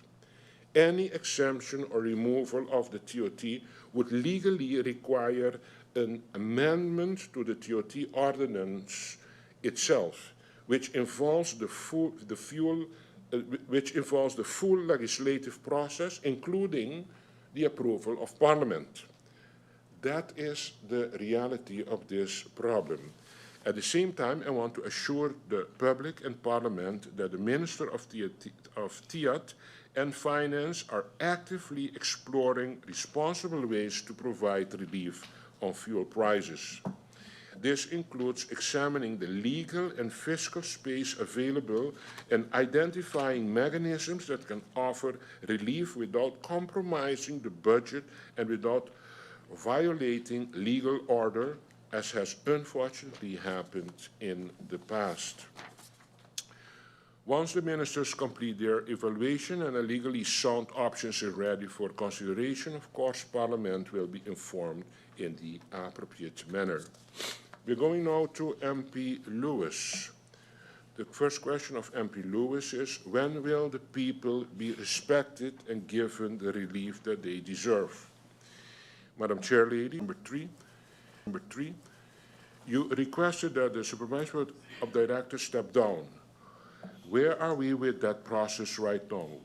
What has been the next step since your request? If the entire board is sent home, what will be the reporting structure look like in the meantime? What is your plan when you execute this request? The answer to this question is, Madam Chair, a new supervisory board has been appointed already to the GEBE since February 2026. Thank you, Prime Minister. Now I'll allow MP Lewis to make his interruption. MP Lewis? Madam Chair, again I will repeat this. When I sit here, I represent this country, whether my mouth loud or not, Madam Chair. The Prime Minister needs to understand that this is the people's house, that 15 of us here represents and not him. He needs to understand, Madam Chair, that the people need to be respected, and I will repeat it again, not to be fooled by the rhetoric of the Prime Minister, Madam Chair, or his foolishness that he come bring in here. The people are requesting for a relief. The Prime Minister has been the chairman of the Council of Ministers since 2024 May, Madam Chair, which I sat in that council, which I also sat with GEBE as well. I also told GEBE at that particular time to get their house in order. Understanding government so far, Madam Chair, the Prime Minister is responsible to give the people relief, and he is weighing it in on GEBE. The Prime Minister also mentioned that the Minister of Finance and TIAT are basically Lewis, looking into a relief, Madam Chair, and I'm going to make it clear. The people want to know when they are going to get relief. Don't come in here and tell me stupidness. Thank you, Madam Chair. Prime Minister, you may continue. Thank you, Madam Chair. I'm moving forward to question number 4. During a year-and-a-half term of the Prime Minister, 3 seats on the board remain vacant. If relief and governance are so urgent, why weren't these positions filled to strengthen the board's capacity?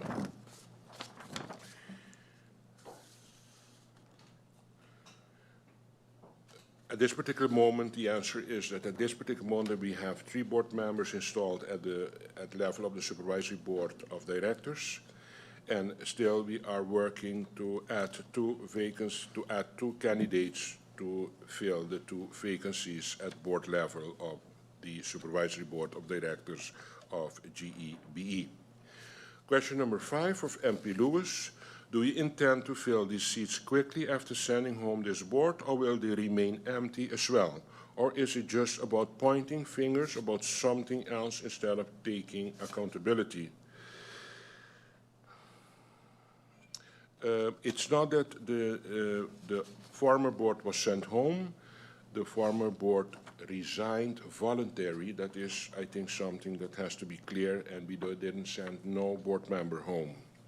Question number 6. Please break down the following scenarios so that everyone can understand the possibilities.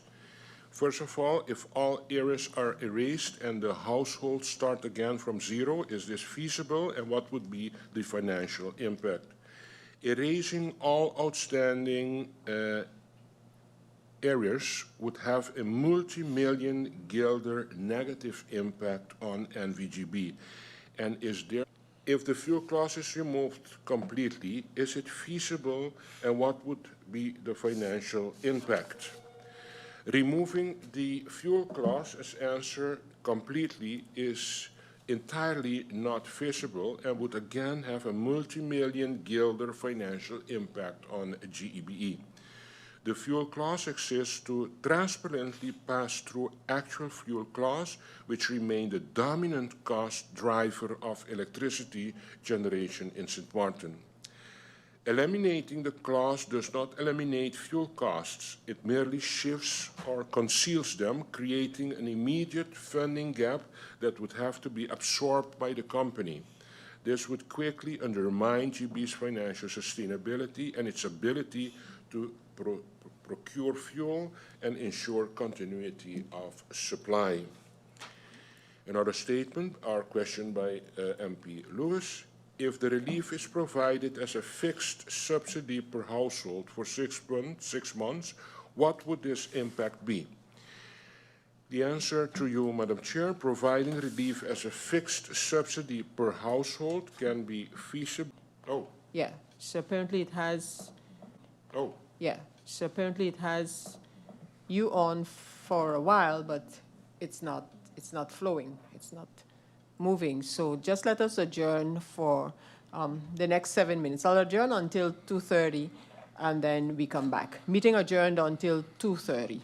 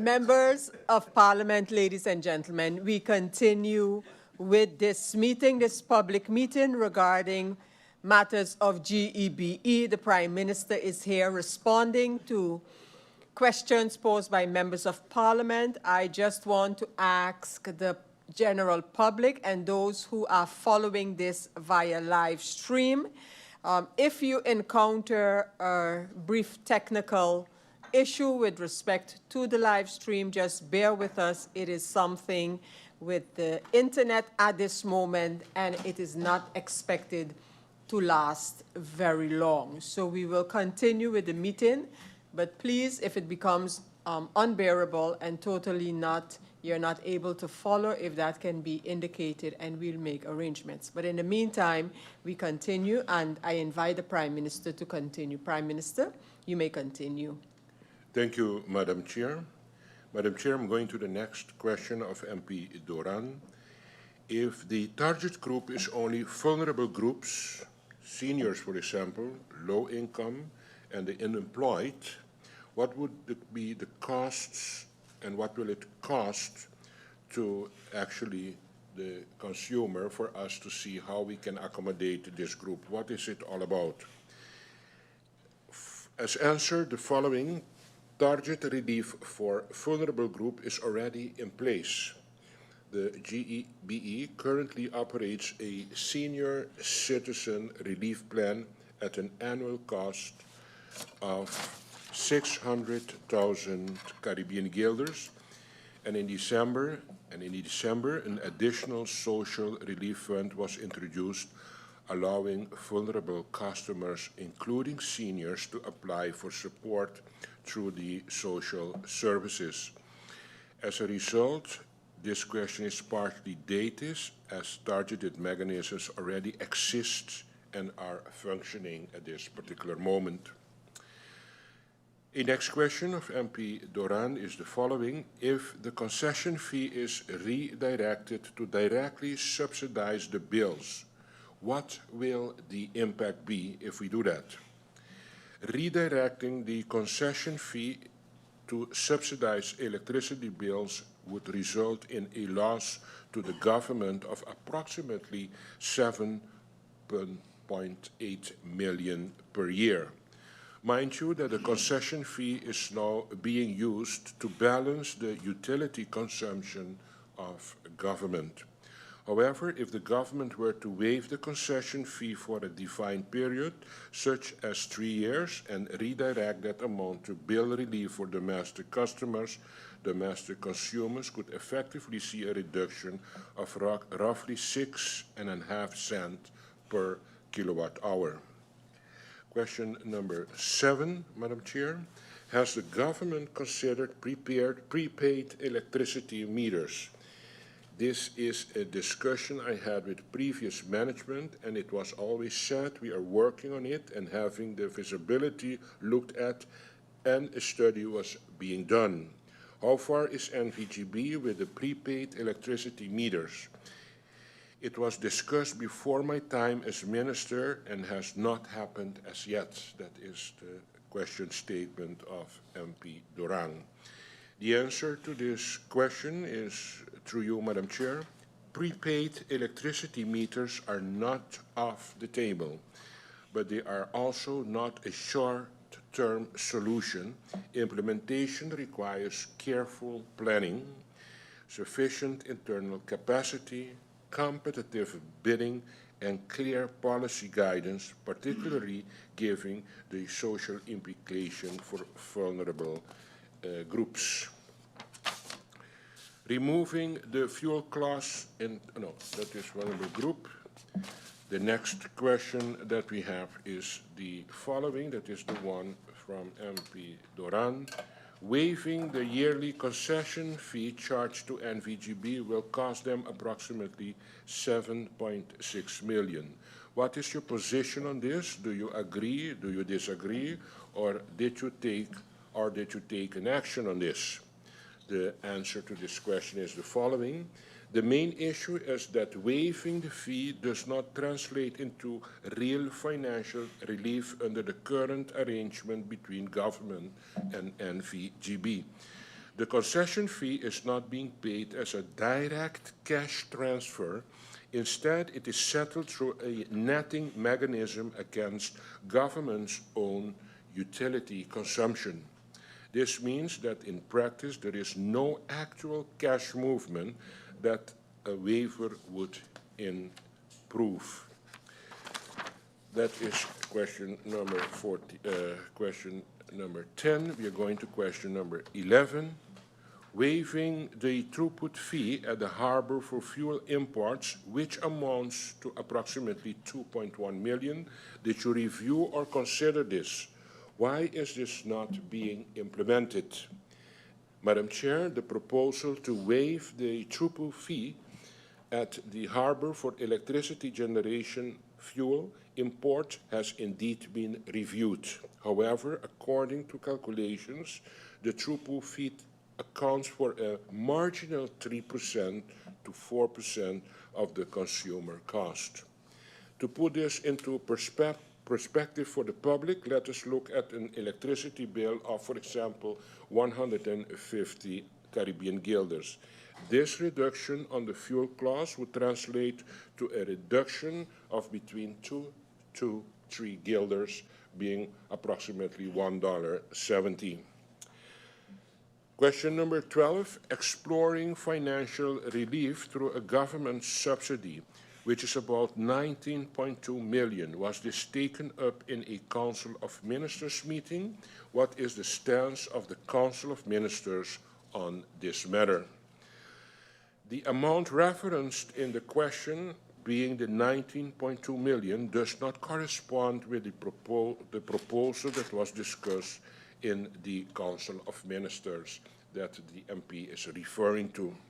Assuming that the question refers to the proposal discussed by the Council of Ministers, a proposal regarding temporary financial relief through a government subsidy was indeed discussed.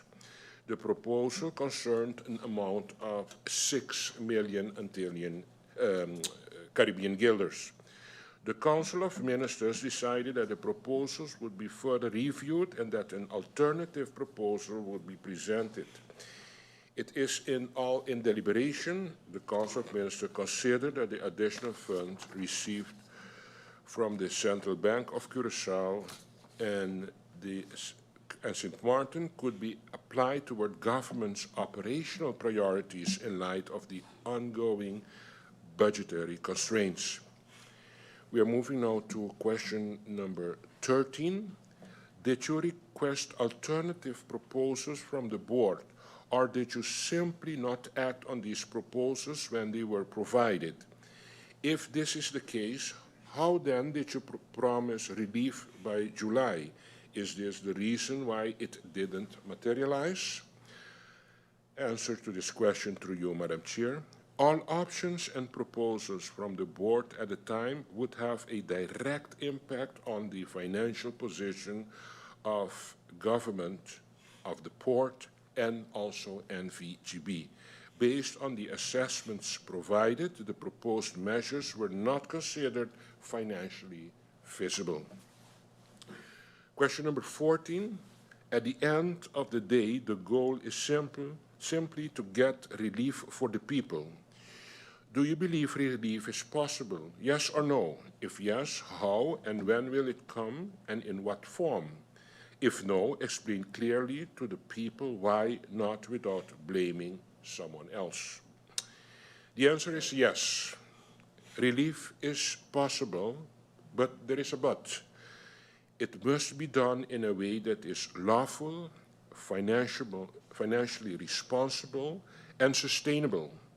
Under the Electricity Concession Ordinance, tariff adjustments require cost-oriented data from the concession holder. That information has never been made available by GEBE, which is why the government appointed BTP as supervisor of the concession to obtain it. Madam Chair, what we cannot do is repeat the mistakes of the past by taking shortcuts or announcing measures that cannot stand up legally or that would destabilize GEBE again. Relief must come, but it must also be lasting and grounded in a system that finally works. That is why it is also important to view it holistically and make deep structural changes. If we want permanent relief for the people of St. Martin, we cannot simply keep managing the fluctuating prices of fossil fuel.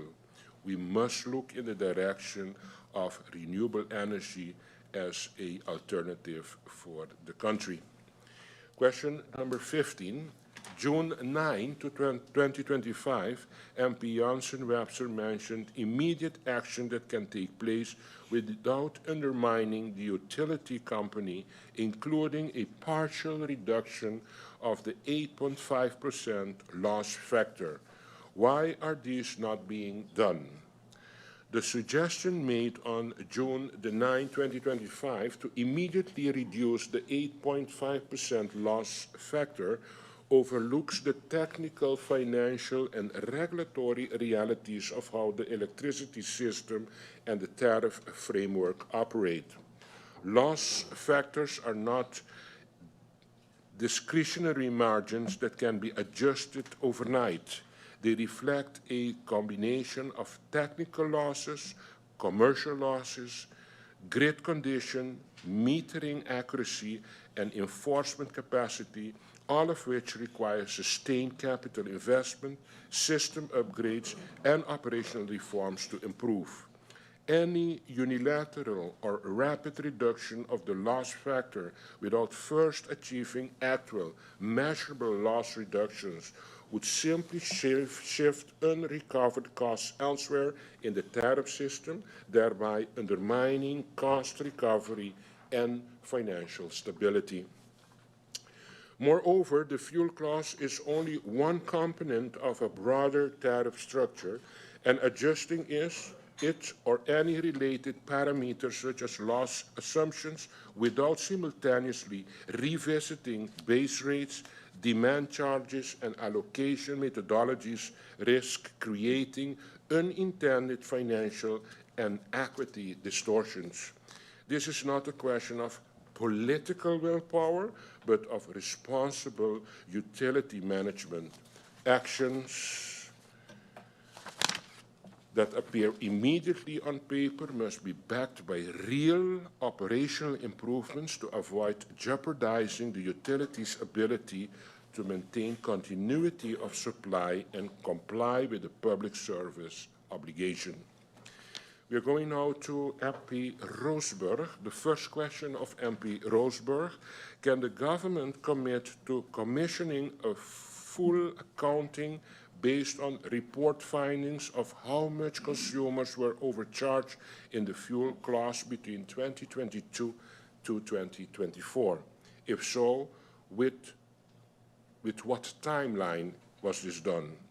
Madam Chair, through you, we are awaiting the establishment of the C-suite to have this question handled. Question number 2, would government consider establishing also a compensation mechanism, whether to direct bill credits or base tariff reductions, so that consumers are repaid in a fair and transparent manner? If so, in what timeline can we expect this? The answer to this question through you, Madam Chair: government cannot establish compensation mechanisms to direct bill credits or base tariffs. However, as mentioned previously, BTP has been mandated to be the oversight of GEBE to ensure consumer protection. Question number 3 from MP Roosburg: seeing the current financial hardship at GEBE, it is understandable that repayments cannot be made immediately. What plans can be considered? For example, could credits be applied to future bill to ensure that compensation is both for practical guarantee? Is that looked into? If so, what timeline can this be expected? Answer to this question: while the financial hardship currently faced by NVGB is acknowledged, any form of compensation, whether through deferred repayments or bill credits would still represent a reduction in future revenues without a corresponding reduction in underlying costs. This would further weaken the company's cash flow and undermine its ability to meet ongoing obligations related to fuel procurement, maintenance, and continuity of supply. From a governance and legal perspective, applying credits as a form of compensation would amount to a discretionary financial benefit that is not grounded in an approved tariff adjustment or external funding mechanism, and therefore cannot be responsibly implemented under the current framework.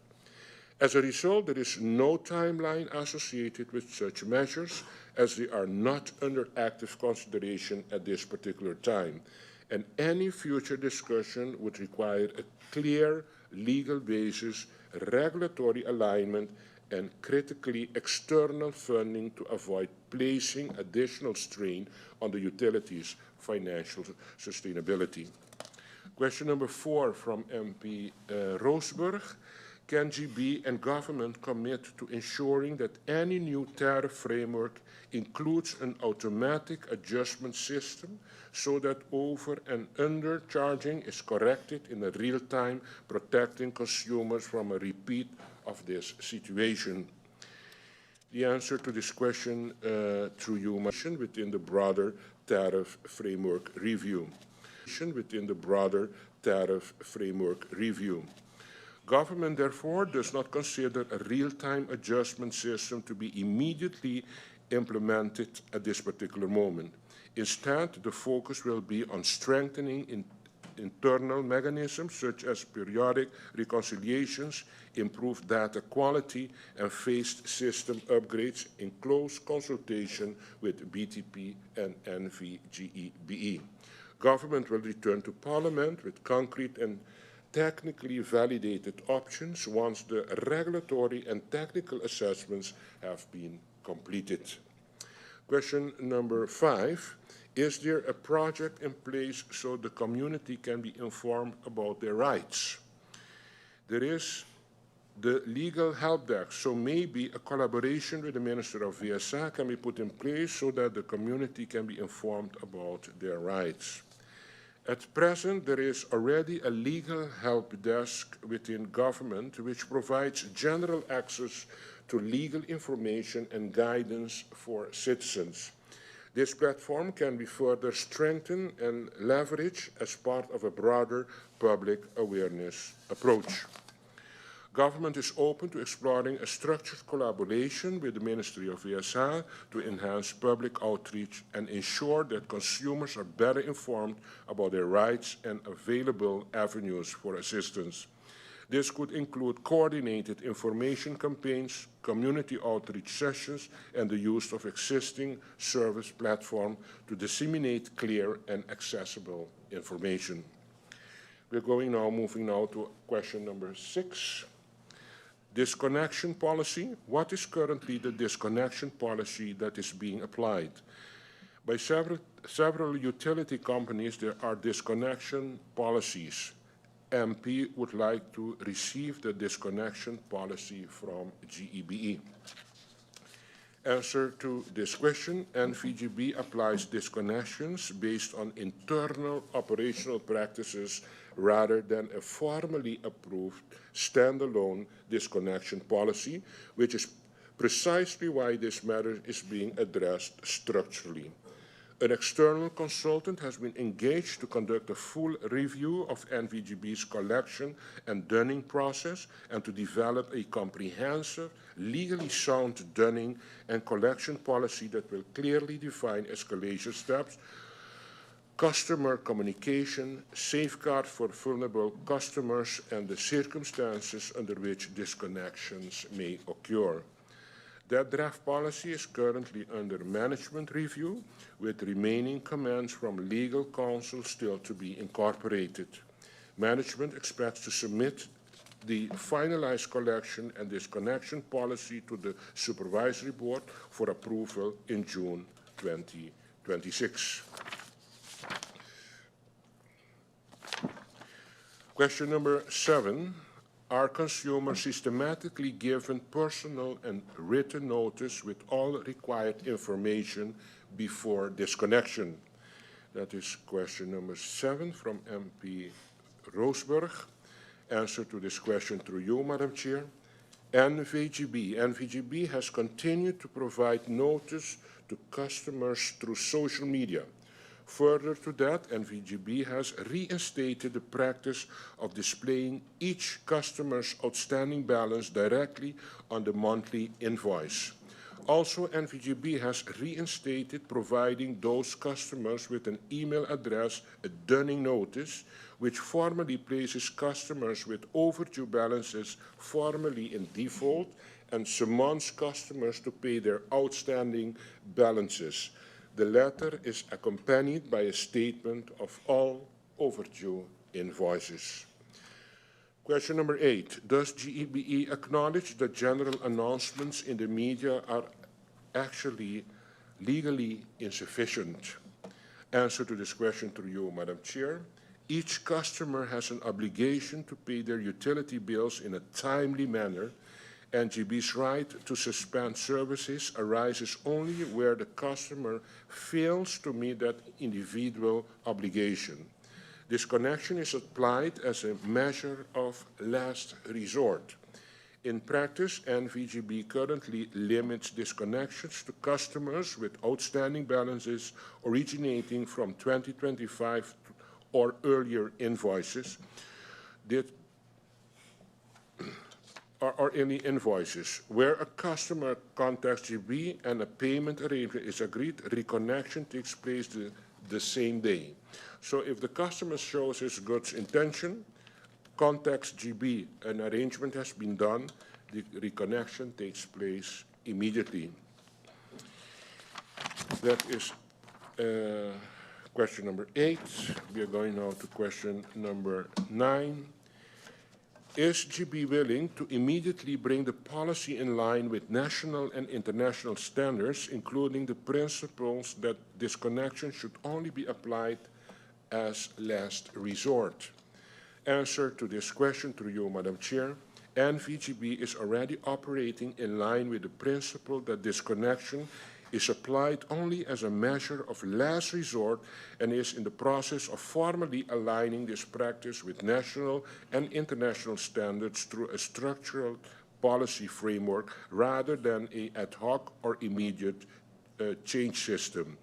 As previously indicated, an external consultant has been engaged to review the full collection and dunning process and to develop a comprehensive collection and disconnection policy that explicitly embeds proportionately customers' safeguard, a last resort disconnection principle. That policy is currently under management review with outstanding legal comments still being addressed, after which it is expected to be submitted to the Supervisory Board for approval in June 2026. Implementing a formally approved policy through this process ensures legal robustness, governance oversight, and consistency in application rather than introducing immediate changes that are not yet fully vetted or approved. Until then, GEBE continues to apply disconnection conservatively and proportionately in practice while working toward formal codification of these standards. We are moving now to question number 10 from MP Roosburg. What payment arrangements are offered and how are they actively communicated? Answer to this question through you, Madam Chair. The payment arrangements of NVGB generally offers are the following. For residential customers, the following. The most prevalent payment plan offered is an upfront payment of between 10 to 25% of the outstanding amount, with the remaining balance to be paid over a maximum period of 24 months. Prime Minister, allowing yourself to catch your breath and give a brief break, I will now adjourn for 3 minutes, 3-4 minutes. Meeting adjourned. Let me put it to 3:10. So, yeah, we'll just take a brief adjournment at this time, give everybody the opportunity, if they have to leave the hall, and return to do so now. This meeting is adjourned until 3:10.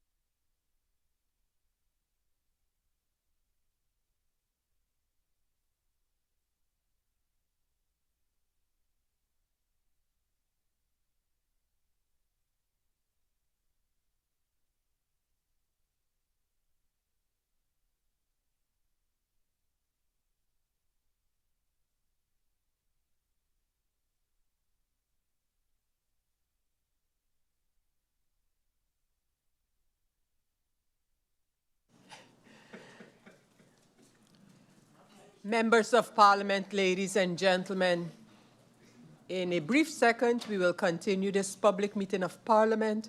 We have the Prime Minister who has been answering questions by members of Parliament on the topic of GEBE and GEBE-related matters. Prime Minister, you now have the floor to continue.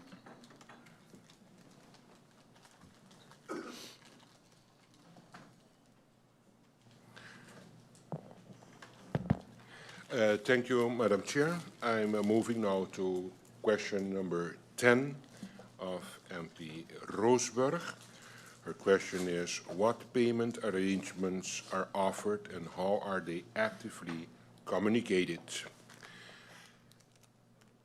Answer to this question is the payment arrangement by NVGB goes as follows. The most prevalent payment plan offered is what I said just now, the 10 to 25% of the outstanding amount, with the remaining balance to be paid over a maximum period of 24 months.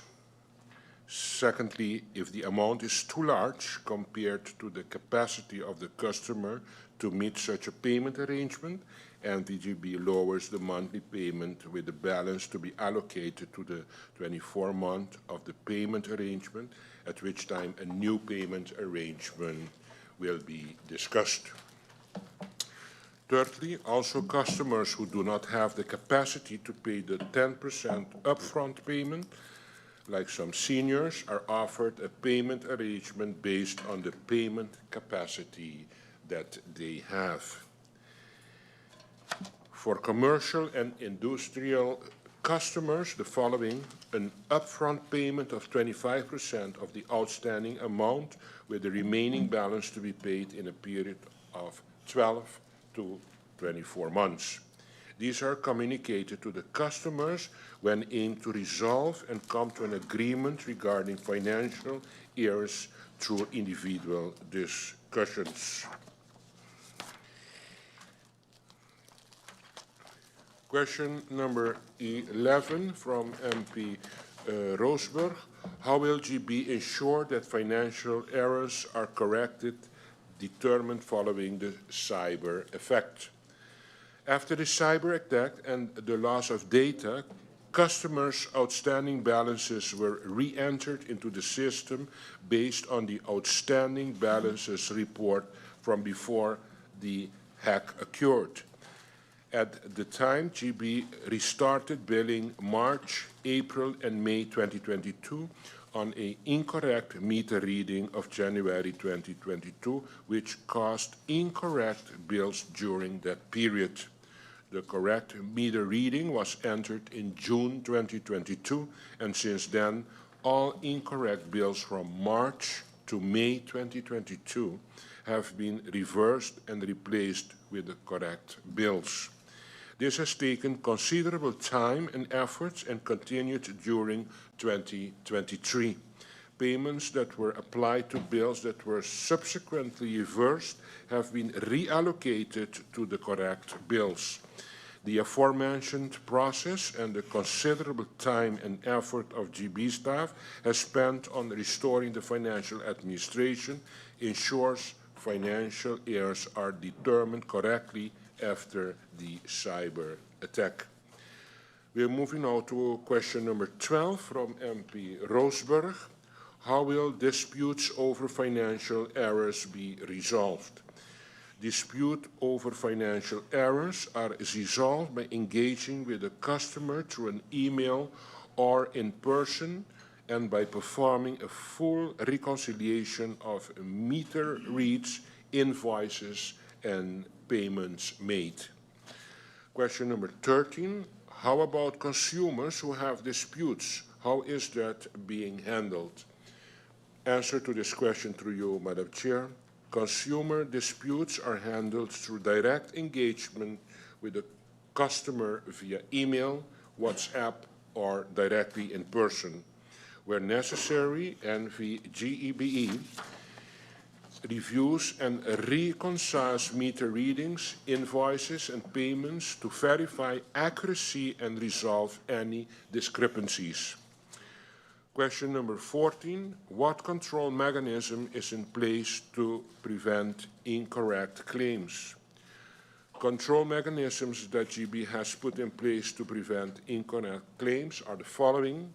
First, the system throws out bills with a consumption difference of 30% above and 30% below the previous bill. If a reading exceeds these thresholds, the system flags it and prevents automatic billing until it's reviewed. Secondly, all bills with amounts greater than 10,000 are reviewed before invoicing. Question number 15, what measures are in place to prevent reoccurrence? Madam Chair, I refer to the previous response. 16, is government considering establishing an independent complaint body for consumer protection or a regulator? At present, St. Martin does not have a dedicated independent consumer protection authority or consumer complaints body established by law with a general mandate to investigate and actually confront disputes between consumers and private businesses. Consumer complaints are currently addressed to various existing channels depending on the nature of the complaint. Question number 17. In regard to the monopoly on the contract, can the Prime Minister provide Parliament with a full overview of all binding contracts at GB currently maintained with its key suppliers, specifically those related to fuel and water? Madam Chair, these contracts are confidential and commercially sensitive. So at this particular moment, we'll not provide them. Question number 18, what are the durations and main conditions of these contracts? Madam Chair, as mentioned, due to the confidentiality aspect of this agreement, that information can now not be divulged. Question number 19, to what extent does government have flexibility to renegotiate or introduce greater accountability in them? The answer is government has flexibility with concession agreements with 7 Seas, but does not have that flexibility with NV-GEBE. Going to the next question. A tender will be required to build these new tanks. Has this been looked into? Yes, the development of new fuel storage infrastructure would in due course require a formal tender process, and this is clearly understood within NVGB's governance and procurement framework. The last question of MP Roosburg, will the government consider introducing competitive procurement or alternative supply frameworks when these contracts approach renewal so that St. Martin can secure more favorable terms for its people? Answer to this question to you, Madam Chair.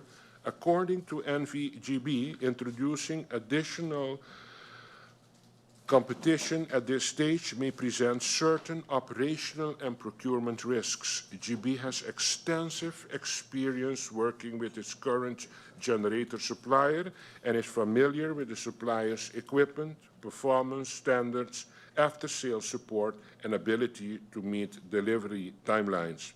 Transition to a different supplier could introduce uncertainty related to equipment compatibility, maintenance requirements, parts availability, technical support, and delivery schedules. As such, NVGB has indicated that these factors must be carefully assessed when considering alternative suppliers. At this particular moment, for clarity's sake, the GEBE is still in negotiations with Wärtsilä, and the agreement that they have now with each other is that per July coming, Wärtsilä will have a definitive proposal concerning the pricing and concerning the delivery time. We are moving now to questions from MP Dimar Labega. This month, September, marks 3 years since the crisis team was appointed by the previous shareholder to handle billings, collection, and financial reports, and we are still here lacking all those. What were the results of this crisis team put together? What were the plans to resolve these issues, and were their plans followed through by management? The answer to this question: at this time, government has not yet been able to receive a comprehensive report on the full outcomes, deliverables, and implementation result of the crisis management team appointed in August 2022 to address billing, collection, and financial reporting challenges at NVGEBE. Moving now to the next question of MP, no, that was the only question, no, yes, of MP La Vega. We have now the questions of MP Jansen-Webster. First of all, did the Prime Minister invite the Supervisory Board of Directors or Management Board or indicated to them that this meeting was taking place? With the 40-something questions that were given by the first speaker. I'm just checking to see if I understand this question of MP Janssen. Good. We're going to try it again. Did the Prime Minister invite the Supervisory Board of Directors or Management Board or indicated to them that this meeting was taking place? With the 40-something questions that were given by the first MP speaker, the MP believes that most of those questions will have to be answered by either the Supervisory Board or the Managerial Board, especially when you look at the years like 2023, where the Supervisory Board of Directors were the ones there and the former government. This would be very difficult for the Prime Minister to answer these questions today and would have to go back to the Supervisory Board of Directors of that time. So did the Prime Minister invite the Supervisory Board, and why are they not here? Yes, the Supervisory Board, as an answer, and management of NGB were formally invited on behalf of the Prime Minister to attend and follow the public meeting of Parliament held the same day at 2:00 p.m. They confirmed receipt of the invitation, but advised they were unable to attend due to prior commitments and the short notice, while indicating they would still follow the proceedings and document outcomes internally. That was the answer that I got from the former Supervisory Board of Director members. Question number 2 from MP Janssen. When was the period of each of the Supervisory Board of Directors members appointed? They mentioned that they are new. With them being new, I can remember at least one of the current members being appointed in 2020, even if he was there for a while and came back after. The MP does not consider that new. There is also another member that is leaving soon, thus meaning that he has been there for at least 4 years. Thus, out of the 4 board members, there are at least 2 that are for sure not new. Answer to this question/statement, Madam Chair, through you. The question appears to reference to previous Supervisory Board of Directors composition that was in place up to early 2026. That board has since been replaced with a new Supervisory Board of Directors appointed in February 2026. As such, while the board was sometimes described as new in relation to early composition, several members had multi-year tenure spanning from 2021 until 2022 onwards. The current Supervisory Board of Directors, appointed in February the 3rd, 2026, is a newly constituted board and is separate from the composition referenced in the question. Can the Prime Minister also inform us if the financial statements have been received by government? It was written in the newspaper that financial statements from 2020 and 2022 were completed, and 2023 and 2024 are pending finalization. Have those financial statements from 2022 and 2023 already been received? Have they already gone through the shareholders' meeting? Answer to this question, through you, Madam Chair, the 2020 to 2022 financial statements have been finalized. These statements include a disclaimer of opinion from the external auditor due to the significant impact of the cyber incident on GB's operation and financial data integrity. The 2023 financial statements received an unqualified audit opinion from the external auditor and are now available. The 2024 financial statements and the audit thereof are currently being finalized, reflecting the company's commitment to transparent reporting. Measures are being implemented to prevent delays in the future. Question number 4 of MP Jansen-Webster. Regarding the net losses with some online research, the MP found an article from February 16, 2016 from NV-GEBE before her time, where the net losses in 2023 were 8.7%, in 2014 7.4%, and in 2015 6.8% respectively. When you look at the RAC BTP report, it states that we should look at having GB operate more efficiently, and the net losses should be applied monthly instead of having a fixed fee of 8.5%. Can we have the net losses from 2016 right down to present to see how it has developed and when those losses went down?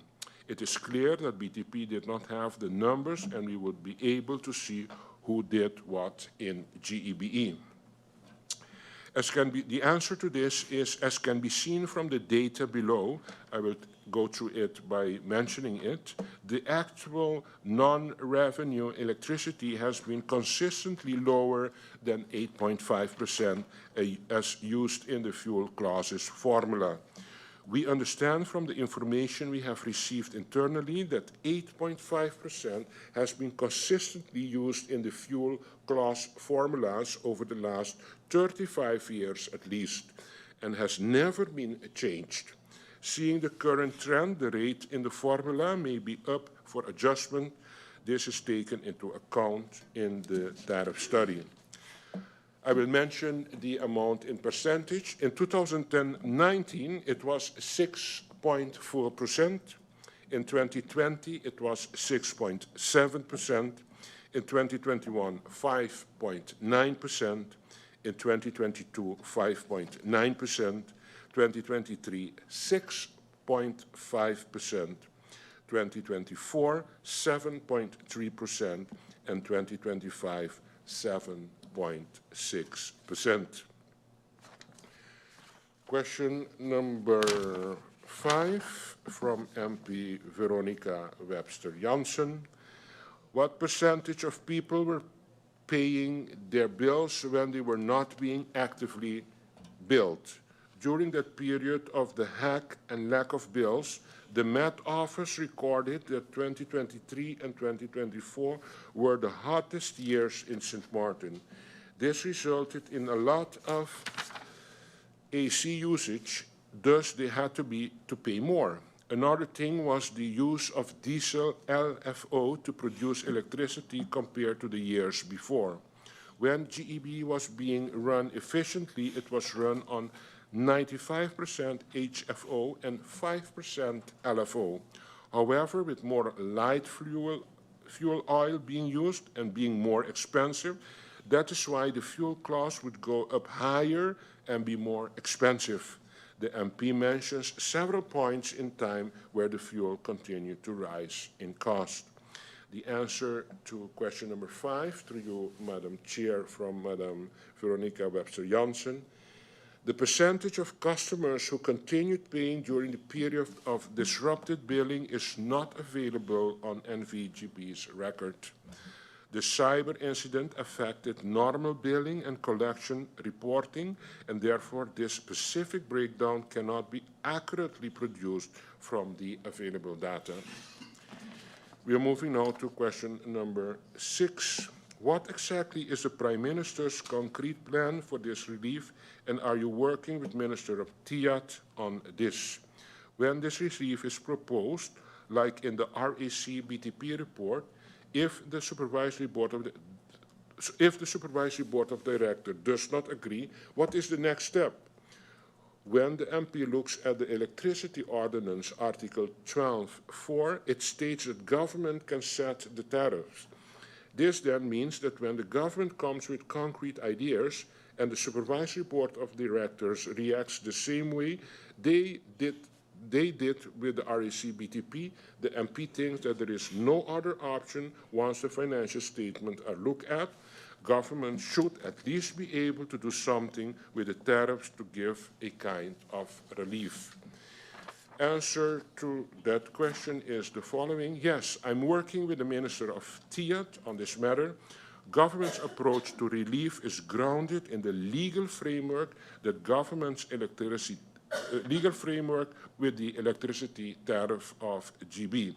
Under Article 12.4 of the Electricity Concession Ordinance, tariffs can only be established through a national decree containing general measures, a so-called LBHAM, on verified cost-oriented data from the concession holder, in this case GEBE.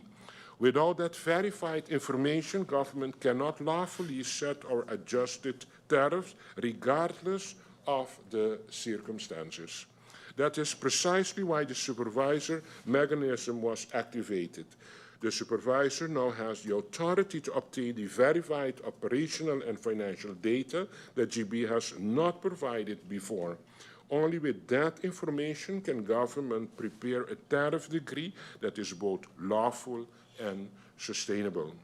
Madam Chair, with respect to relief, government is working closely with the Minister of Tiat, as I just mentioned, who is developing the structural options available once the verified data is in hand. Once BTP provides verified information, government has the authority to proceed with a lawful tariff decree. This must be done in the legal pathway that protects the country from the very mistakes that contributed to the situation that we're in now. The last, we have still now MP waiver. One of the suggestions that was made today is to look at the concession fees that are being owed.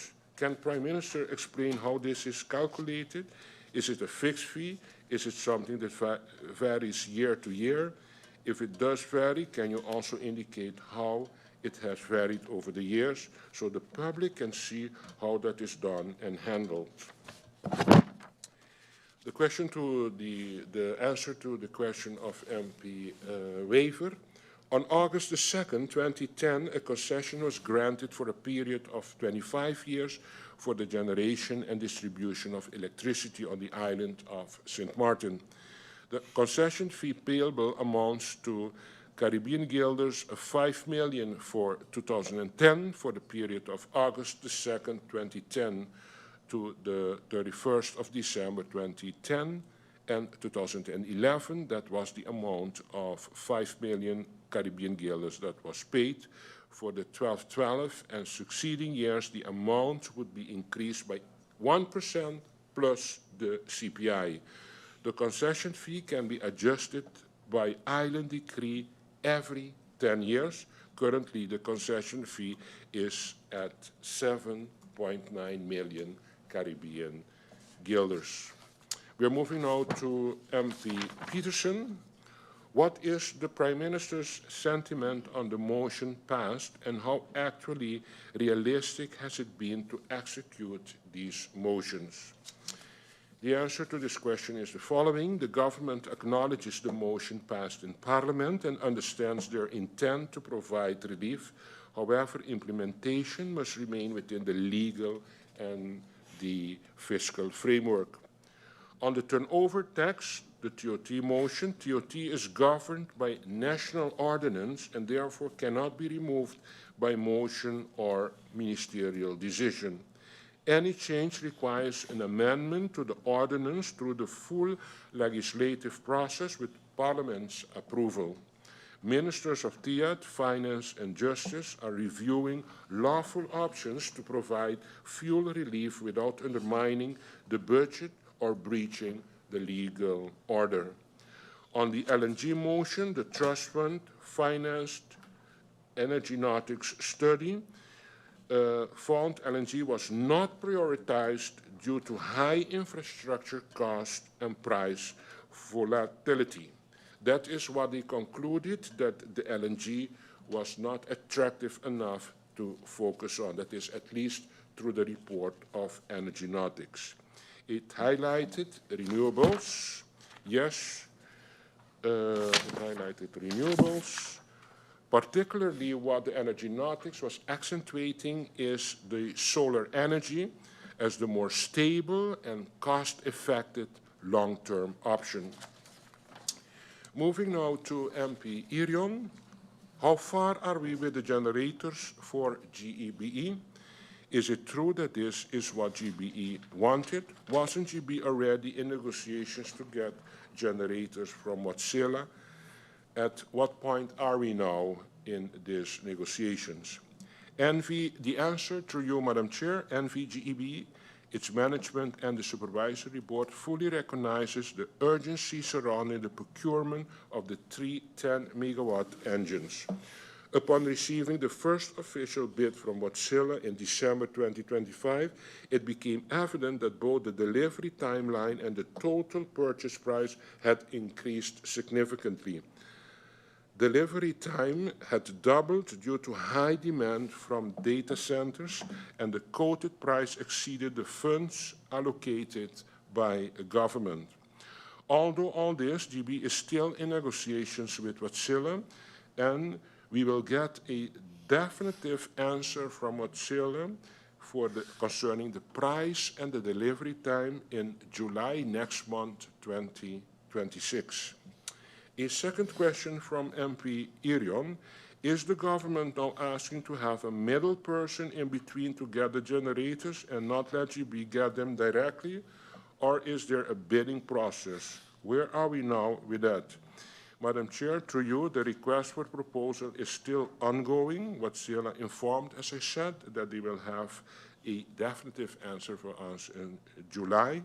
Further than that, it has to be mentioned that the government of the Netherlands had as a condition that we should seek for a technical assistance that also was subsidized with a separate 1 million that has been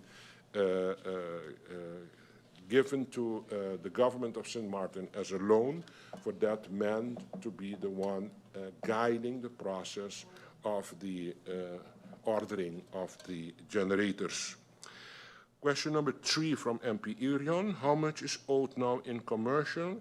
It is being heard that the government is actively meddling and negotiating on behalf of entities and businesses to get certain companies back online, get certain friends and businesses associated with them also back online. The amount that I understood that is owed can bring more than enough relief if we don't follow that line of that nepotism and cronyism, differently said. MP Irion, through Madam Chair, the outstanding payables at the end of December 2025 was 184.7 million Caribbean guilders. That is the answer on your question. I'm moving now to MP Myers. MP Myers' question is, what is the current megawatt output of GEB now as compared to this time last year? Answer to this question. Prime Minister, I have a request from MP Irion, which is neither actually an interruption and it's not a proposal of order either, but it regards his questions. So given that, I'll allow you, MP, to put forward what you would like to put forward, because you mentioned it to me before. So again, it doesn't fall in any type of opportunity to speak, but I'll allow you to explain and request. Madam Chair, so actually I appreciate the opportunity, because I was initially going to allow the Prime Minister to skip a couple questions, but what he did was skip almost all my questions.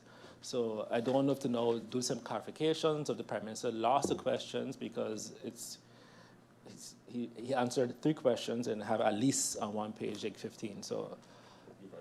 Thank you, MP Irion. So, Prime Minister, just let me explain how I gave the floor to MP Irion. MP Irion, in the beginning, had wanted to suggest to you that you skip some of his questions because answers you had given to other MPs' questions. However, after you gave his answers, he is saying that you did not answer many of his questions. That's MP's assertion, MP Irion's assertion. So I'll allow you just a minute to kind of caucus and see where that leads you. Prime Minister, you can, let's get that cleaned up. If someone in the, yes, please, thank you. Please and thanks. Understood from my Prime Minister, in the meantime, yes, you may continue. Yes. In the meantime, I understood from my member of my cabinet that he received the answers of the MP, the questions from the MP, but the answering, he did not actually document them on paper in a way that separately each answer would be given, and each question would be given an answer to. I apologize for that. We will readdress the questions one more by giving specifically for each question an answer, and I will readdress that as soon as possible. Because so he gave me the answers. As he said, there were more answers. I were not aware of that, the questions. So he presented a few questions. In the way I gave answer, as I understood from my cabinet member, is that for several questions we gave it in one answer, but that is not correct. We're going to I understood that we received all the questions again from the Member of Parliament, and we will readdress it and give separately answer to the questions. So if I may conclude from your statements, Prime Minister, you generalized the answers to the different questions by, did that happen for everyone or MP Irion in particular? MP Irion? Yeah. No, I mean, I'm asking you, Prime Minister, I assume it's only a oversight on the questions of MP Irion. If there is any Member of Parliament that has an impression that I have skipped an answer, please feel free to send them for me. Okay. Please. Okay, so we have that straightened out. You will individually answer, or you will answer the questions by MP Irion individually. That's the issue that was there. Yeah. Okay, so Prime Minister, you may continue. Okay, I'm going back to MP Myers. What is the current megawatt output of GEBE now as compared to this time last year? GEBE's megawatt output is not a fixed figure and fluctuates daily. Output depends on several factors, including the operational status of individual engines, scheduled maintenance, and unplanned outages. As was the case this time last year, available generation capacity continues to vary depending on these operational conditions. For this reason, a direct like-for-like megawatt comparison at a single point in time does not accurately reflect overall system performance or availability. Question 2 of MP Myers, what is the current financial situation of GEBE? Answer to this question through you, Madam Chair. The year 2025 saw a significant loss due of about 24.1 million Caribbean guilders, not dollars, Caribbean guilders, but still is a huge amount. The profit before tax is negative in 2025 because of the lower gross margin, higher maintenance cost for energy rental units, and increases in the provision for doubtful trade receivables. This situation is expected to improve in the coming years as overdue maintenance has been addressed and completed, and so energy rental units have been discontinued also, so that is a post of expenses less for GB at this particular moment. For the year 2026, NVGB budgets is planning to make a profit, estimated profit of about 4.5 million Caribbean guilders. The next question of MP Myers is, what are GB annual operational costs? Answer to this question through you, Madam Chair. As per the 2026 budget, the amount is 121.2 million. How much has been paid in dividend and or concession fee over the past 10 years? No dividends or concessions have been paid because of balancing the payments with the utility consumption of a government. See below figures with concession. I will mention the concession fee since 2028, that you have a good impression about what is actually the concession that had to be paid, but we have actually rebalanced it against the consumption of energy and water by government. In 2018, Sorry, Madam Chair, little clarification. He said, Could you use the, don't use it then. you have a choice, MP. You can either use interruption right now, or you wait for the clarifications which are about to follow. the Honorable Prime Minister said since 2028. 2018. Oh, 2018. Yes, that was an interruption. Yes. Oh, the mic wasn't on? Okay, but, so, Prime Minister, you heard a comment by MP Myers. If you can address / correct that, and then you may continue. Yes, I will repeat the figures of the concession fees since 2018. I will start with 2018. In that time, it was 6,228,000. In 2019, it was 6,291,000.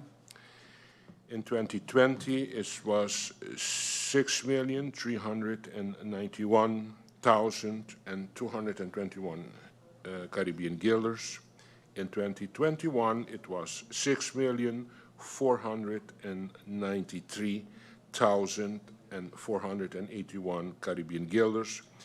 2022, it was 6,743,000. In 2023, it was 7,030,078 guilders, Caribbean guilders, and in 2024, it was 7,251,525 Caribbean guilders. And last year, 2025, it was 7,659,061 Caribbean guilders.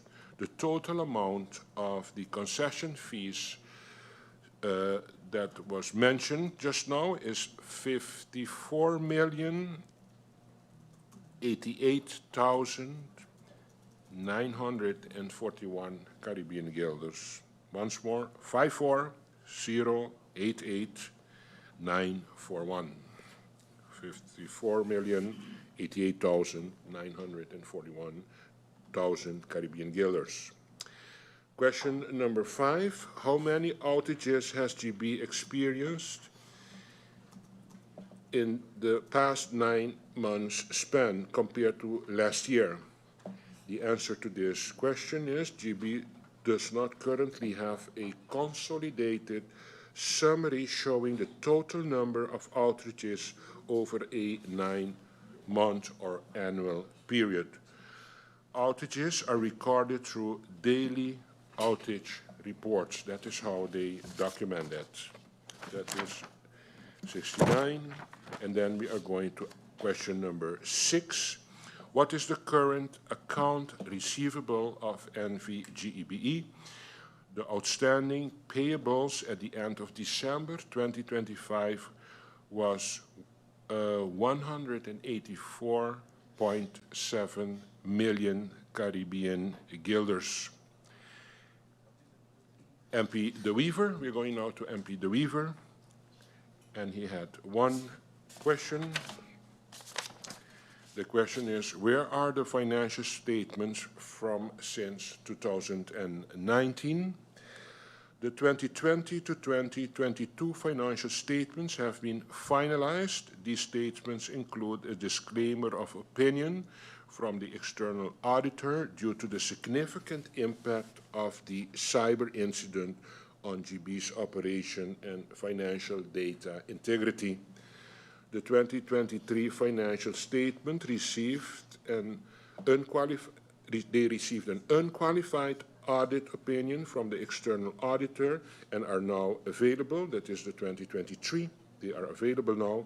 The 2024 financial statements and the audit thereof are currently being finalized, reflecting the company's commitment to transparent reporting. Measures are being implemented to prevent delays in the future. So the ones of 2029, 2020, and 21 have already been submitted to the government, to the shareholders. Now we're going to the last question of MP De Wever. Why was there no shareholders meeting called?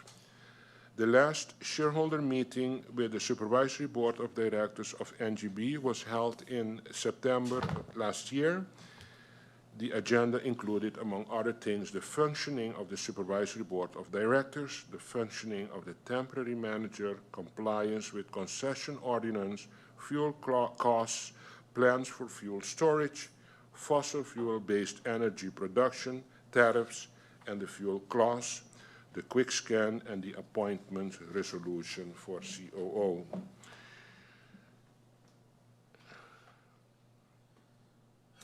That was actually the answer that I had on the question of MP De Wever. Madam Chair, I hope that I have given answer to the question posed by the MPs today. As I said, there is a misunderstanding with the questions posed by MP Irion. Stevie Constantine, sitting next to me here, will go with me through the lacking answers to questions posed by MP Irion.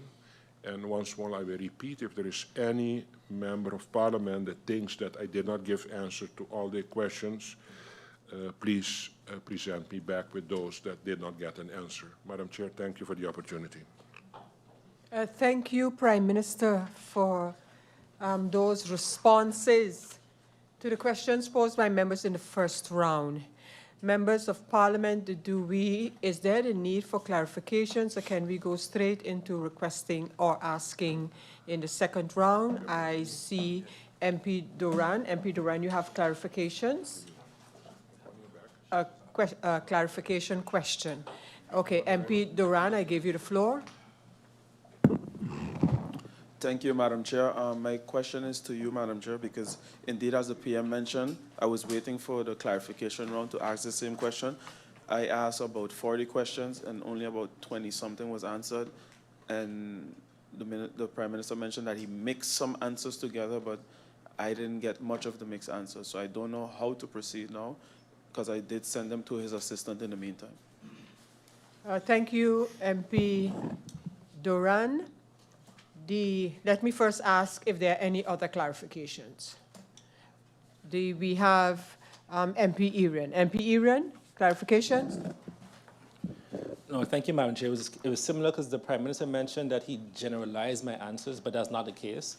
So I don't know if to read my questions again. and add them to clarifications, or 'cause how do we proceed, Okay. basically? Thank you, MP Irion. Prime Minister, could you briefly consult whether you do have all of the questions? That's one. Secondly,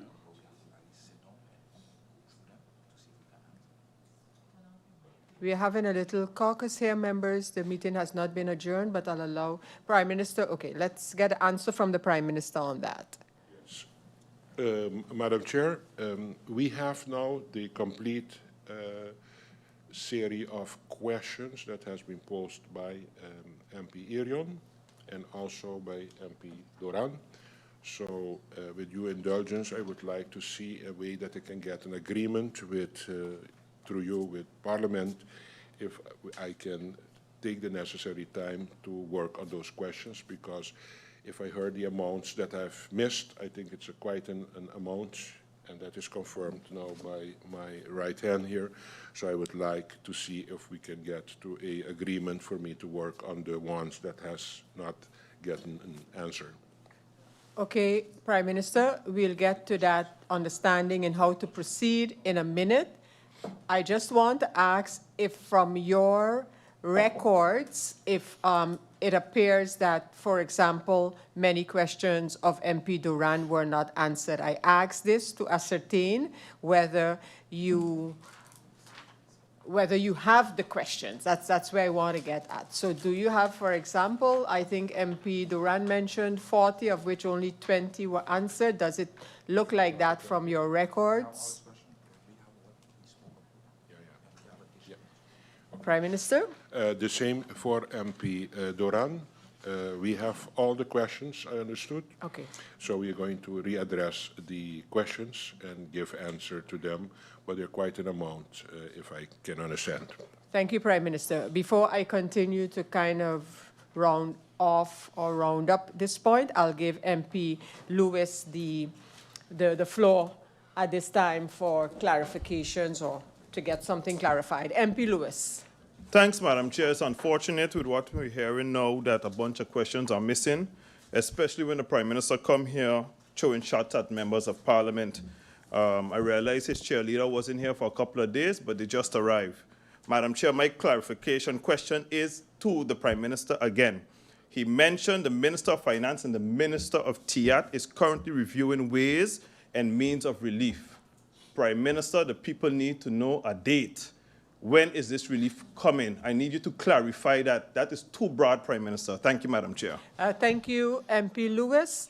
I would give the Prime Minister the floor, but before I do that, I want to suggest, members of Parliament, that if any member has questions which will be considered in the second round, if we pose them now so that when the Prime Minister goes back to then give all of the answers, including the ones that the members have indicated have not been answered, we can get the Prime Minister back on all of the questions, the outstanding ones, as well as the new questions of round 2.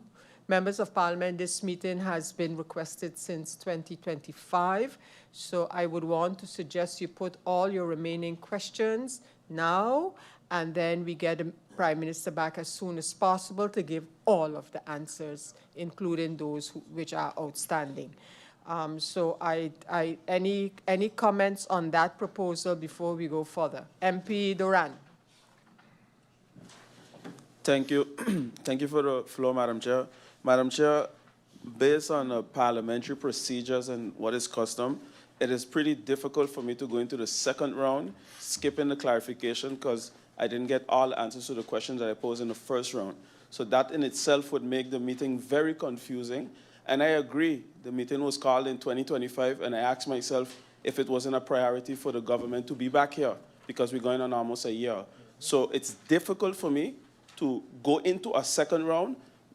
I might have to skip some of the questions if I'm provided with the answers from the first round. So I cannot agree to a proposal like that, Madam Chair. Point respectfully. noted. Point noted, MP Doran. I continue to hear from the members of Parliament. MP MP Veronica, you have a comment with respect to this proposal on the table about how to proceed, or you actually have an interruption? Because if it's a comment regarding the proposal, then you can just state it. It's an interruption that you have?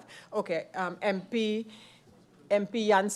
Jansen, you have the floor for an interruption. Good afternoon, and thank you, Madam Chair. I just wanted to insert that, yes, this is a meeting from last year, and however, for the listening public, there were at least 3 meetings in between that were closed door on GB, so Parliament did handle 3 meetings closed door, so it's not that we did not come back to it or that it was not important. Actually, April and November, I'm sure of, and there was according to me, there was an additional one. If all the members weren't here for the closed door meetings, that's different, but we have dealt with these issues in between September to now. Thank you, Madam Chair. Thank you, MP Jansen, for that comment. Prime Minister, are you able to respond to the outstanding questions today, or is it something that you need some time? As you mentioned, there are many that apparently were not answered directly. And so, Prime Minister, your comment? Madam, I will need some time to answer these questions. There's quite an amount that, as the Member of Parliament said, that needs still answers, so I will need to take time to give answer to these questions. So I cannot give answer to all the questions now. Thank you. Thank you, Prime Minister. And if I understand some of the members correctly, not even clarifications can be asked at this time because you're awaiting the remainder of your questions. And if that is the case, then this meeting will have to be adjourned, and then the Prime Minister will come back with all of the outstanding answers, and then we'll get clarifications, and then we'll get a second round. So, so that's the way then we'll have to proceed. Prime Minister, we're going to adjourn now, and you will go and kind of elaborate on the questions that have not been answered. So together with you, we will coordinate when that will take place. And in the meantime, this meeting will then have to be adjourned as we nicely continue to ask questions and receive answers. So, Prime Minister, is there any concluding remarks at this time you would like to make on the topic, or? Thank you, Madam, for the opportunity. No, I just apologize that I had the impression that because there were so many questions, I thought I had them all, but there is some misunderstanding, and I will have to go back and check all the questions that has been posted, especially by MP Doran and MP Irion, and we will get to an agreement when I have to come back to finalize answering the questions. Thank you very much. Thank you, Prime Minister. To you, Prime Minister, and the board members of the GEBE, I say thank you for your presence, and you, Prime Minister, your participation, of course, answering the questions. To the members of Parliament and everyone tuned in to this meeting, I do believe that in answering the questions, we have been able to get some updated information regarding GEBE. And until, Prime Minister, we have decided when you will return with answers, this meeting of Parliament, this public meeting of Parliament will be adjourned. Wishing everyone a good evening and a happy St. Martin Flag Day tomorrow, the 13th of June, as we celebrate this. I encourage everyone, those who have already been celebrating Flag Day and those to start the celebration tomorrow on the actual Flag Day of St. Martin, do continue to celebrate it responsibly, but make sure that our flag is dominant and raised at every occasion possibly tomorrow. With that, I hereby adjourn this public meeting of Parliament. Meeting adjourned.